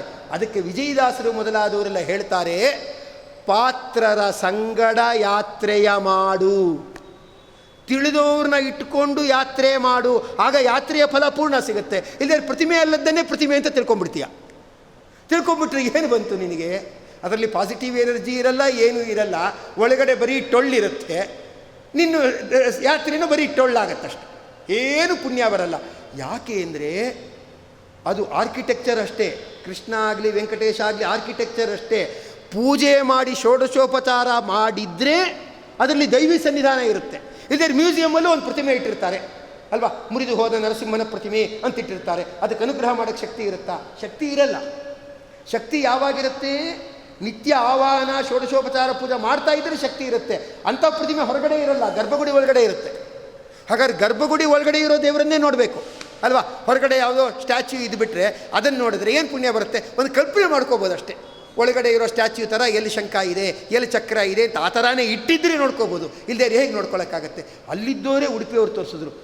ನೋಡಿ ಆಚಾರ್ಯ, ಪಾಪ ಶಾಲಾ ಮಕ್ಕಳೆಲ್ಲ ಬಂದಿದ್ದಾರೆ, ಅವ್ರಿಗೆಲ್ಲ ಯಾರು ಗೈಡ್ ಅಂತ ನಂಬ್ಕೊಂಬಂದಿದ್ದಾರೋ ಅವರೇ ಮೋಸ ಮಾಡ್ತಾ ಇದ್ದಾರೆ. ಪಾಪ ಮಕ್ಕಳು ಕೃಷ್ಣ ಕೃಷ್ಣ ಕೃಷ್ಣ ಅಂದ್ಕೊಂಡು ಹೀಗಂತ ಇವೆ, ಆದರೆ ನಿಜವಾದ ಕೃಷ್ಣ ಅಲ್ಲ ಅಂತ ಮಕ್ಕಳಿಗೂ ಗೊತ್ತಿಲ್ಲ ಅಂದರು. ನಾ ಹೇಳಿದೆ ಗೈಡ್ಗಾದರೂ ಗೊತ್ತಾ ಅಂದೆ. ಅವ್ರಿಗೂ ಏನೋ ತೋರಿಸ್ಕೊಂಡು ಹೋದರೆ ಸಾಕು, ಇಲ್ಲಿ ಕ್ಯೂನ ಹಾಗಾದ್ರೆ ಅಲ್ಲೇ ನೋಡ್ಬಿಡೋಣ ಅಂತ ಬಂದಿರ್ತಾರೆ ವಿನಃ ಅವ್ರಿಗೂ ಗೊತ್ತಿರಲ್ಲ ಅಂತಾಗತ್ತೆ. ಅದಕ್ಕೆ ಪಾತ್ರರ ಸಂಗಡ ಯಾತ್ರೆ ಅಂದ್ರೇನು? ತಿಳಿದವರ ಜೊತೆ ಏನು ಮಾಡಬೇಕು? ಯಾತ್ರೆ ಮಾಡಬೇಕು. ಯಾತ್ರೆ ಮಾಡಿದ್ರೆ ಆಗ ಯಾತ್ರೆಯ ಫಲ ಅನ್ನೋದು ಸಿಗುತ್ತದೆ ಅಂತ ಹೇಳಿ ಅದನ್ನು ಇಲ್ಲಿ ಹೇಳ್ತಕ್ಕಂಥವ್ರಾಗುತ್ತಾರೆ. ಹಾಗಾದರೆ ಅಂಥ ತೀರ್ಥಕ್ಷೇತ್ರಗಳಂದರೆ ಭರತಖಂಡದಲ್ಲಿ ಅಪಾರವಾಗಿ ಇರತಕ್ಕಂಥದ್ದಾಗಿದೆ. ಆ ತೀರ್ಥಕ್ಷೇತ್ರಗಳ ಮಹಿಮೆ ಅಂದರೆ ಭಗವಂತನ ಮಹಿಮೆ, ಭಗವತ್ ಪ್ರತಿಮೆಗಳ ಮಹಿಮೆ, ಆ ಸ್ಥಳದಲ್ಲಿ ಭಗವಂತ ಯಾಕೆ ಪ್ರತ್ಯಕ್ಷ ಆದ, ಅಲ್ಲಿ ಯಾರು ಸ್ತೋತ್ರ ಮಾಡಿದ್ದು, ಅದೆಲ್ಲ ತಿಳ್ಕೊಂಡಾಗ ನಮ್ಮ ಸಾಧನೆ ಹೆಚ್ಚು ಪ್ರಶಸ್ತ ಆಗ್ತಾ ಇರತಕ್ಕಂಥದ್ದಾಗುತ್ತದೆ. ಅಂದರೆ ಅದರಲ್ಲಿರುವ ಧರ್ಮ ಸೂಕ್ಷ್ಮ ಏನಿದೆ ಅದನ್ನು ಪುರಾಣಗಳಲ್ಲಿ ಹೇಳಿರ್ತಾರೆ, ಅದನ್ನು ತಿಳ್ಕೊಳ್ಬೇಕು. ಅದರಲ್ಲಿ ಒಂದು ಮಹಿಮೆಯನ್ನು ಹೇಳಿಬಿಟ್ಟು ಮತ್ತೆ ನಾಳೆ ದಿವಸ ನಾವು ಸಮಗ್ರವಾಗಿ ಆ ತೀರ್ಥ ಪ್ರಬಂಧ ಏನಿದೆ ಅದರ ಒಳಗಡೆ ನಾವು ಪ್ರವೇಶ ಮಾಡೋಣ. ತೀರ್ಥ ಪ್ರಬಂಧದಲ್ಲಿ ನಮ್ಮ ವಾದಿರಾಜ ಶ್ರೀಮಚ್ಚರಣರು ತೀರ್ಥಕ್ಷೇತ್ರಗಳ ಯಾತ್ರೆಯನ್ನೆಲ್ಲ ಮಾಡಿ ಅದರ ಮಹಿಮೆಯನ್ನೆಲ್ಲ ಹೇಳಿದ್ದಾರೆ. ಆ ಮಹಿಮೆಯನ್ನೆಲ್ಲ ಹೇಗೆ ಹೇಳಿದ್ದಾರೆ ಅಂದರೆ, ಪ್ರಬಂಧ ಅಂದರೆ ಅದು ಪ್ರದಕ್ಷಿಣೆ, ಪೂರ್ವ ದಿಕ್ಕಿನಿಂದ ಹೋಗಿ ಹೇಗೆ ಎಲ್ಲ ದಿಕ್ಕುಗಳನ್ನು ಕೂಡ ಮುಗಿಸ್ಕೊಂಡು ಮತ್ತೆ ಪೂರ್ವಕ್ಕೆ ಬರೋದು. ಹಾಗೆ ಬಂದರೆ ಅದು ಭರತಖಂಡ ಏನಾಗುತ್ತೆ, ಇಡೀ ಒಂದು ಪ್ರದಕ್ಷಿಣೆ ಆದಾಗತ್ತೆ. ವಾದಿರಾಜರು ಆಕ್ರಮದಲ್ಲೇ ಬಂದಿದ್ದಾರೆ, ಹಾಗೆ ಏನು ಮಾಡಿದ್ದಾರೆ, ಅನೇಕ ರಚನೆಗಳನ್ನು ಮಾಡಿ ನಮ್ಮ ಮುಂದೆ ಇಟ್ಟಿರ್ತಕ್ಕಂಥವರಾಗಿದ್ದಾರೆ. ಮತ್ತು ತೀರ್ಥಕ್ಷೇತ್ರದ ಮಹಿಮೆ, ಆ ತೀರ್ಥಕ್ಷೇತ್ರಕ್ಕೆ ಅಧಿದೇವತೆ ಆಗಿರ್ತಕ್ಕಂಥವನು ಯಾರು, ಯಾರನ್ನು ನೋಡಬೇಕು, ಅದನ್ನೆಲ್ಲ ತಿಳಿಸಿ ಹೇಳ್ತಕ್ಕಂಥವರಾಗ್ತಾರೆ. ಅದರಲ್ಲಿ ಒಂದು ತೀರ್ಥಕ್ಷೇತ್ರ ಅದು ಅಂದರೆ ಸಂಪ್ರದಾಯ ಬಲ್ಲವರಿಂದ ತಿಳಿದಾಗ ಅದು ಎಷ್ಟು ಚೆನ್ನಾಗಾಗತ್ತೆ ಅಂತ ಅದನ್ನು ಇವತ್ತು ತಿಳ್ಕೊಂಡು ಮತ್ತೆ ನಾಳೆ ನಾವು ಮುಂದಿನ ಇದನ್ನು ನೋಡೋಣ. ಅದೇನಾಯಿತು, ರಾವಣ ಒಳ್ಳೆ ಶಿವಭಕ್ತ, ಆ ದೈತ್ಯರಲ್ಲಿ ಹಠಮಾರಿತನ ಇರುತ್ತೆ. ಈ ಥರ ಸೇವೆ ಮಾಡಬೇಕು ಅಂತ ಹಠಮಾರಿತನದಿಂದ ಎಲ್ಲ ಬಿಟ್ಟು ಸೇವೆ ಮಾಡಿರ್ತಾರೆ. ಅದನ್ನು ನಾವು ಕಲ್ತ್ಕೋಬೇಕು, ಆ ದೀಕ್ಷೆ ಕಲ್ತ್ಕೋಬೇಕು. ದುರ್ಬುದ್ಧಿ ಕಲ್ತ್ಕೋಬಾರ್ದು, ಆದರೆ ದೀಕ್ಷೆ ಕಲ್ತ್ಕೋಬೇಕು. ಸಾವಿರಾರು ವರ್ಷಗಳ ತನಕ ರಾವಣ ತಪಸ್ಸು ಮಾಡಿದ್ದಾನೆ. ರುದ್ರದೇವರು ಸಂತೋಷಗೊಂಡು ಪ್ರಸನ್ನ ಆಗಿಬಿಟ್ಟಿದ್ದಾರೆ. ರಾವಣ ಏನು ಬೇಕು ಕೇಳು ಅಂತಾರೆ. ನೋಡಿ, ಆ ದೀಕ್ಷೆ, ಆ ಹಠ ಅದಿರಬೇಕು. ಏನಂದಾಗ ಆ ರಾವಣ ಹೇಳಿಬಿಟ್ಟ, ಶಿವ ನನಗೇನು ಆಸೆ ಅಂದರೆ ಸದಾ ನೀನೇ ಡೈರೆಕ್ಟಾಗಿ ನನ್ನ ಕಂಟ್ರೋಲಲ್ಲಿ ಇರಬೇಕು ಅಂದ್ಬಿಟ್ಟ.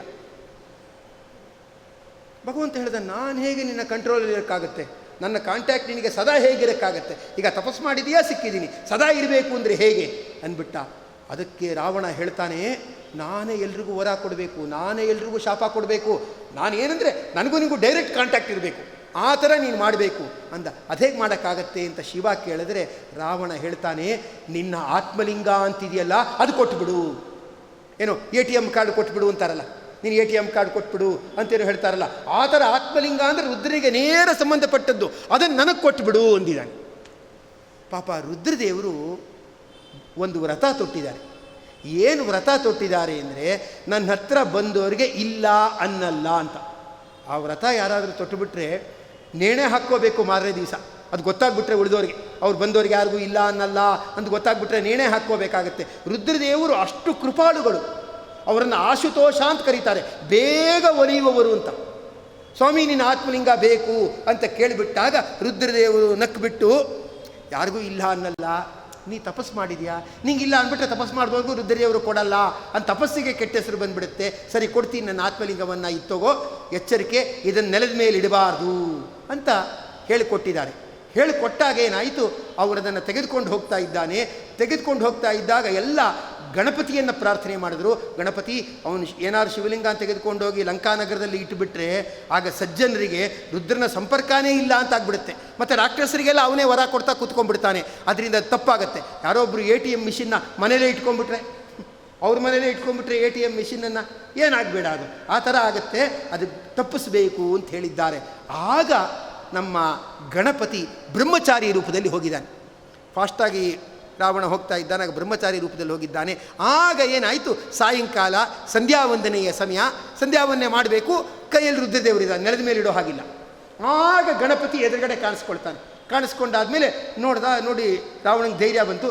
ಒಂದು ನಿಮಿಷ ನಿನ್ನ ಕೈಲಿ ನಾನು ಆತ್ಮಲಿಂಗ ಕೊಟ್ಟಿರ್ತೇನೆ, ಜಪ ಮುಗಿಸ್ಕೊಂಡು ಬರ್ತೇನೆ, ಆಮೇಲೆ ತಕ್ಷಣ ನೀನು ನನ್ನ ಕೊಟ್ಟರೆ ಒಳ್ಳೆಯದು ಅನ್ನುವಾಗ ಗಣಪತಿ ನಕ್ಕಿಬಿಟ್ಟಿದ್ದಾನೆ. ನಾನು ಬಂದದ್ದೇ ಇದಕ್ಕೋಸ್ಕರ, ಮಾಡ್ತೀನಿ ತಾಳು ಅಂತ ಹೇಳಿದ್ದಾನೆ. ಆಗ ಬ್ರಹ್ಮಚಾರಿಯಾದ ಗಣಪತಿ ಹೇಳ್ತಾನೆ, ನೋಡು ನಾನು ಸಣ್ಣ ಹುಡುಗ, ಆತ್ಮಲಿಂಗ ತುಂಬ ತೂಕ ಇರುತ್ತೆ, ಇಟ್ಕೋತೀನೋ ಇಲ್ವೋ ಗೊತ್ತಿಲ್ಲ, 3 ಸತಿ ಕರೀತೀನಿ, ಅಷ್ಟರೊಳಗಡೆ ಬಂದರೆ ಒಳ್ಳೆಯದು, ಇಲ್ಲದೇ ಇದ್ದರೆ ನಂಗೆ ಗೊತ್ತಿಲ್ಲ ಅಂದ್ಬಿಡ್ತಾನೆ. ಆಯಿತು ಅಂದ್ಬಿಟ್ಟು ರಾವಣ ಇವನಿಗೆ ಬ್ರಹ್ಮಚಾರಿಗೆ ಆತ್ಮಲಿಂಗವನ್ನು ಕೊಟ್ಟಿದ್ದಾನೆ. ಅವನು ಸ್ನಾನ ಮಾಡ್ಕೊಂಡು ಬರಬೇಕು ಅನ್ನೋ ಅಷ್ಟರೊಳಗಡೆ ಒಟ್ಟಿಗೆ 3 ಸತಿ ಕರೆದುಬಿಟ್ಟ. ನಿಧಾನಕ್ಕೆ ಕರಿಬೇಕು ಅಂತಿತ್ತು, ಅದು ಮಾತುಕತೆ ಆಗಿರಲ್ಲ, ನಿಧಾನಕ್ಕೆ ಕರಿಬೇಕು ಅಂತ 3 ಸತಿ ಕರೆಯೋದು ಅಂತ ಅಷ್ಟೇ ಇತ್ತು. ಅದಕ್ಕೆ ಗಣಪತಿ ಏನು ಮಾಡಿಬಿಟ್ಟ ಅಂದರೆ ಬ್ರಹ್ಮಚಾರಿಯಾಗಿ ರಾವಣ ರಾವಣ ರಾವಣ ಅಂತ 3 ಸತಿ ಕರೆದ್ಬಿಟ್ಟು ನೆಲದ ಮೇಲೆ ಇಟ್ಬಿಟ್ಟ. ಕಷ್ಟಪಟ್ಟು ತಂದ ಆತ್ಮಲಿಂಗ ಭೂಸ್ಪರ್ಶ ಆಗೋಯ್ತು. ಭೂಸ್ಪರ್ಶ ಆಗೋಯಿತು. ಆದ್ದರಿಂದ ಏನಾಯಿತು, ಅದು ಭೂಮಿಯಲ್ಲೇ ಸೇರ್ಕೊಂಡ್ಬಿಡ್ತು, ತಗೊಂಡು ಹೋಗೋಕ್ಕಾಗಲಿಲ್ಲ. ಅದಕ್ಕೆ ಯಾವುದೇ ಗ್ರಹದ ದೋಷ ಇದ್ದರು, ಏನೇ ತುಂಬ ತೊಂದರೆ ಇದ್ದರು, ಅಂದರೆ ಪಿತೃಕಾರ್ಯ ಮಾಡಿಲ್ಲ, ಪ್ರೇತ ರೂಪವಾಗಿ ನಮ್ಮನ್ನೇನೋ ಕಾಡ್ತಾ ಇದೆ ಅಂದರೆ ಜ್ಯೋತಿಷಿಗಳು ಹೇಳೋದು ಗೋಕರ್ಣ ಕ್ಷೇತ್ರಕ್ಕೆ ಹೋಗ್ಬಿಟ್ಟು ಬನ್ನಿ ಅಂತಾರೆ. ಪಿತೃಕಾರ್ಯ ಮಾಡಿಲ್ಲ, ತುಂಬ ತೊಂದರೆ ಇದೆ, ಅದಕ್ಕೋಸ್ಕರ ಇದಂತೆ ಅಂದರೆ ಜ್ಯೋತಿಷಿಗಳೇ ಹೇಳ್ತಾರೆ. ಹೌದಾ, ಹಾಗಾದರೆ ಗೋಕರ್ಣಕ್ಕೆ ಹೋಗ್ಬಿಟ್ಟು ಬನ್ನಿ. ಆ ಗೋಕರ್ಣದಲ್ಲಿ ಏನಿರೋದು ಸ್ಥಾಪಿತವಾದ ಲಿಂಗ ಅಲ್ಲ, ಅದು ಸ್ವಯಂ ರುದ್ರದೇವರ ಆತ್ಮಲಿಂಗ, ಅಂದರೆ ತುಂಬ ಜಾಸ್ತಿ ಅದು, ಅದರಿಂದ ಪ್ರಭಾವ ಅದರದ್ದು ತುಂಬ ಜಾಸ್ತಿ, ಅಲ್ಲಿಗೆ ಹೋಗ್ಬಿಟ್ಟು ಬನ್ನಿ ಅಂತ ಹೇಳ್ತಕ್ಕಂಥವ್ರಾಗ್ತಾರೆ. ಅದು ಸಾಕ್ಷಾತ್ತಾಗಿ ಏನೆಂದರೆ ಆ ಗೋಕರ್ಣ ಕ್ಷೇತ್ರ ಏನಿದೆ ಅದು ರುದ್ರದೇವರ ಆತ್ಮಲಿಂಗ ಇರುವ ಪರಮ ಪವಿತ್ರವಾಗಿರ್ತಕ್ಕಂಥ ಕ್ಷೇತ್ರ. ಆದ್ದರಿಂದ ಯಾವುದೇ ಗ್ರಹ ದೋಷಗಳಿದ್ದರೂ ಎಲ್ಲ ಗ್ರಹಗಳಿಗೂ ಒಡೆಯ ಯಾರು? ರುದ್ರದೇವರು. ಅವರನ್ನೂ ಮೀರಿದವರು ಮುಖ್ಯ ಪ್ರಾಣದೇವರು, ಅವರನ್ನೂ ಮೀರಿದವರು ಭಗವಂತ. ಆದರೆ ಆ ಸ್ಥಳಕ್ಕೊಂದೇನಿದೆ ಆ ಮಹಿಮೆ ಇರ್ತಕ್ಕಂಥದ್ದಾಗಿದೆ. ಅದರಿಂದ ಅಲ್ಲಿ ಯಾರಾದರೂ ರುದ್ರದೇವರಿಗೆ ಪ್ರದಕ್ಷಿಣೆ ಹಾಕಿ ಅಥವಾ ಏನಾದರೂ ಅವರ ಸನ್ನಿಧಿಯಲ್ಲಿ ಸತ್ಕಾರ್ಯ ಮಾಡಿಬಿಟ್ರೆ ಅದಕ್ಕೇನಾಗುತ್ತೆ, ತುಂಬ ಅತಿಶಯವಾಗಿರ್ತಕ್ಕಂಥ ಫಲ ಅನ್ನೋದನ್ನು ಶಾಸ್ತ್ರಕಾರರು ಅಲ್ಲಿ ನಮಗೆ ತಿಳಿಸಿ ಹೇಳ್ತಾ ಇರತಕ್ಕಂಥವರಾಗಿದ್ದಾರೆ. ಆದ್ದರಿಂದ ಹೀಗೆ ಒಂದೊಂದು ತೀರ್ಥಕ್ಷೇತ್ರಕ್ಕೆ ಒಂದೊಂದು ಮಹಿಮೆ ಅಂತಿರುತ್ತೆ. ಅದನ್ನು ಸ್ವಯಂ ಇಲ್ಲಿ ಆತ್ಮಲಿಂಗಾನೇ ಇದೆ ಅಂತ ತಿಳ್ಕೊಂಬಿಟ್ರೆ ಅದರಲ್ಲಿ ನಮಗೆ ಒಳ್ಳೆಯ ಶ್ರದ್ಧೆ ಬರುತ್ತೆ. ಮತ್ತು ರುದ್ರದೇವರದನ್ನು ಮಹಿಮೆ ತಿಳ್ಕೊಂಡಿದ್ದಾನೆ, ಆದ್ದರಿಂದ ಅಲ್ಲಿ ಪೂಜಾದಿಗಳನ್ನು ಚೆನ್ನಾಗಿ ನಾವು ಮಾಡಿದ್ರೆ ಅದನ್ನು ಸ್ವೀಕಾರ ಮಾಡ್ತಾ ಇರ್ತಕ್ಕಂಥವ್ರಾಗ್ತಾರೆ. ಅದರಿಂದ ಒಳ್ಳೆಯ ನಮಗೆ ಸದ್ಗತಿಗೂ ಕೂಡ ಅದು ಕಾರಣ ಆಗುತ್ತೆ. ಹೀಗೆ ಅನೇಕ ತೀರ್ಥಕ್ಷೇತ್ರಗಳಿದೆ. ವಾದಿರಾಜರು ಅದನ್ನು ಶಾಸ್ತ್ರೀಯವಾದ ರೀತಿಯಲ್ಲೇ ನಮ್ಮ ಮುಂದೆ ವರ್ಣನೆ ಮಾಡಿದ್ದಾರೆ. ನಾವು ತೀರ್ಥಯಾತ್ರೆಗೆ ಹೋಗಬೇಕು ಅಂತಿಲ್ಲ, ತೀರ್ಥಯಾತ್ರೆ ಮಹಿಮೆ ತಿಳ್ಕೊಂಡ್ರೂ ಸಾಕು. ಯಾರೋ ಒಬ್ಬರು ದೊಡ್ಡ ಮನುಷ್ಯರು ಹೇಳ್ತಾ ಇದ್ರು, ನೀವು ತಂದೆ ತಾಯಿಗಳ ಸೇವೆ ಮಾಡಬೇಡಿ, ನೀವು ತಂದೆ ತಾಯಿಗಳ ಸೇವೆ ಮಾಡಿ ಅಂತ ನಾನೇನು ಹೇಳಲ್ಲ, ನೀವು ತಂದೆ ತಾಯಿಗಳ ಸೇವೆ ಮಾಡಬೇಡಿ, ನಿಮ್ಮನ್ನು ಸಾಕಕ್ಕೆ ನಿಮ್ಮ ತಂದೆ ತಾಯಿಗಳಿಗೆ ಎಷ್ಟು ಕಷ್ಟಪಟ್ಟಿದ್ದಾರೆ ಅಂತ ತಿಳ್ಕೊಳ್ಳಿ ಸಾಕು. ಪಾಪ ಹಿಂದಿನ ಕಾಲದಲ್ಲೆಲ್ಲ ಅಂತೂ ಪಾಪ ನೋಡೋಕ್ಕೆ ಹೋದರೆ ಇಡೀ ಜೀವನದಲ್ಲಿ ತಂದೆ ಶೂ ಹಾಕಿದ್ದೇ ಇಲ್ಲ, ಹಾಕ್ಕೊಂಡೇ ಇಲ್ಲ. ಮಗು ಸ್ಕೂಲ್ಗೆ ಹೋಗುತ್ತೆ ಅಂತ ಶೂ ತೆಕ್ಕೊಟ್ಟಿರ್ತಾರೆ, ಅದು LKG UKGಗೆ ಹೋಗುತ್ತಂತೆ, ಪಾಪ ಅದಕ್ಕೆ ಶೂ ಇರಲಿ ಅಂತ ಕೊಟ್ಟಿರ್ತಾರೆ. ಅವ್ರು ಇಡೀ ಜೀವನದಲ್ಲಿ ಶೂ ಹಾಕಿದವರೇ ಅಲ್ಲ. ಇನ್ನು ಎಷ್ಟೋ ಜನ ಹೆಗಲ ಮೇಲೊಂದು ಕೋಲ್ ಮೇಲೊಂದು 2 ಸೆಟ್ ಬಟ್ಟೆ ಇಟ್ಕೊಂಡಿರ್ತಾರೆ, ಆ ಮಗುಗೆ ಎಷ್ಟು ಬಟ್ಟೆ ತೆಕ್ಕೊಟ್ಟಿರ್ತಾರೆ. ಅವರ ತ್ಯಾಗ ತಿಳ್ಕೊಂಬಿಡಿ ಸಾಕು, ನಿಮ್ಗೆ ಒಳ್ಳೆಯದಾಗತ್ತೆ ಅಂತಿದ್ದು. ವಾದಿರಾಜರು ಹೇಳ್ತಾರೆ, ತೀರ್ಥಯಾತ್ರೆ ಮಾಡಬೇಡಿ, ತೀರ್ಥಕ್ಷೇತ್ರ ದೇವರನ್ನು ತಿಳ್ಕೊಂಬಿಡಿ ಸಾಕು, ಅವ್ರ ಮಹಿಮೆ ತಿಳ್ಕೊಂಬಿಡಿ ಸಾಕು, ತೀರ್ಥಯಾತ್ರೆ ಮಹಿಮೆ ಬಂದುಬಿಡುತ್ತೆ. ಯಾಕಂದರೆ ತೀರ್ಥಕ್ಷೇತ್ರ ಯಾತ್ರೆ ಮಾಡಿಬಿಟ್ರೆ ಟೆನ್ಷನ್ ಇರುತ್ತೆ. ನಮ್ಮ ಲಗೇಜಲ್ಲಿ ಇಟ್ಟಿದ್ದೀವಿ, ಏನಾಗುತ್ತೋ ಏನೋ ಅಂತೆಲ್ಲ ಟೆನ್ಷನ್ ಇರುತ್ತೆ. ತೀರ್ಥಪ್ರಬಂಧದ ಮಹಿಮೆ ಕೇಳುವಾಗ ಏನೂ ಟೆನ್ಷನ್ ಇರಲ್ಲ. 8 ಗಂಟೆಗಿಂತ ಜಾಸ್ತಿ ಮುಂದುವರಿಸ್ತಾರೇನೋ ಅನ್ನೋ ಟೆನ್ಷನ್ ಇದ್ದರೆ ಇರ್ಬೋದಷ್ಟೇ, ಇನ್ಯಾವ ಟೆನ್ಷನ್ನೂ ಇರಲ್ಲ ಅಲ್ವಾ. ಒಳ್ಳೆ ನೆಮ್ಮದಿ ಇರುತ್ತೆ. ಆ ನೆಮ್ಮದಿಯಿಂದ ಭಗವಂತನ ಮಹಿಮೆ ಕೇಳಿದಾಗತ್ತೆ. ಎಷ್ಟು ನೆಮ್ಮದಿ ಇರುತ್ತಂದರೆ ತೀರ್ಥಕ್ಷೇತ್ರಕ್ಕಿಂತ ಜಾಸ್ತಿ ನೆಮ್ಮದಿ ಇರುತ್ತೆ. ನೆಮ್ಮದಿಯಿಂದ ಕೇಳ್ಬೋದು. ಅದರಿಂದ ಎಲ್ಲಿ ಕೇಳ್ತೇವೋ ಅಲ್ಲಿ ಭಗವಂತನ ಸನ್ನಿಧಾನ ಇದ್ದೇ ಇರುತ್ತೆ. ಆ ತೀರ್ಥಯಾತ್ರೆಯ ಪುಣ್ಯ ಏನಿರುತ್ತೆ ಅದು ನಮ್ಮ ಪಾಲಿಗೆ ಬರುತ್ತೆ ಅಂತ ಇದೆ. ಅದರಿಂದ ಈ ನಿಟ್ಟಿನಲ್ಲಿ ನಾವು ನಾಳೆ ದಿವಸ ಅನೇಕ ತೀರ್ಥಕ್ಷೇತ್ರಗಳ ಮಹಿಮೆ ಏನು ವಾದಿರಾಜರು ಹೇಳಿದ್ದಾರೆ, ಆ ಮೂರ್ತಿಗಳ ಧ್ಯಾನ ಶ್ಲೋಕ ಏನು ಹೇಳಿದ್ದಾರೆ ಅದನ್ನೆಲ್ಲ ನಾವು ಚಿಂತನೆ ಮಾಡೋಣ ಅಂತ ಹೇಳ್ತಾ ಇವತ್ತಿನ ಪ್ರವಚನವನ್ನು ನಾವು ಮುಗಿಸ್ತಾ ಇದ್ದೇವೆ. ಯಸ್ ಸರ್ವಗುಣ ಸಂಪೂರ್ಣ ಸರ್ವದೋಷ ವಿವರ್ಜಿತ ಪ್ರಿಯತಾಂ ಪ್ರೀತಯೇವಾಲಂ ವಿಷ್ಣು ಮೇ ಪರಮಹಾಸುರುತು. ಶ್ರೀಕೃಷ್ಣಾರ್ಪಣಂ ಅಸ್ತು. ಶ್ರೀಕೃಷ್ಣ ಪ್ರಿಯ.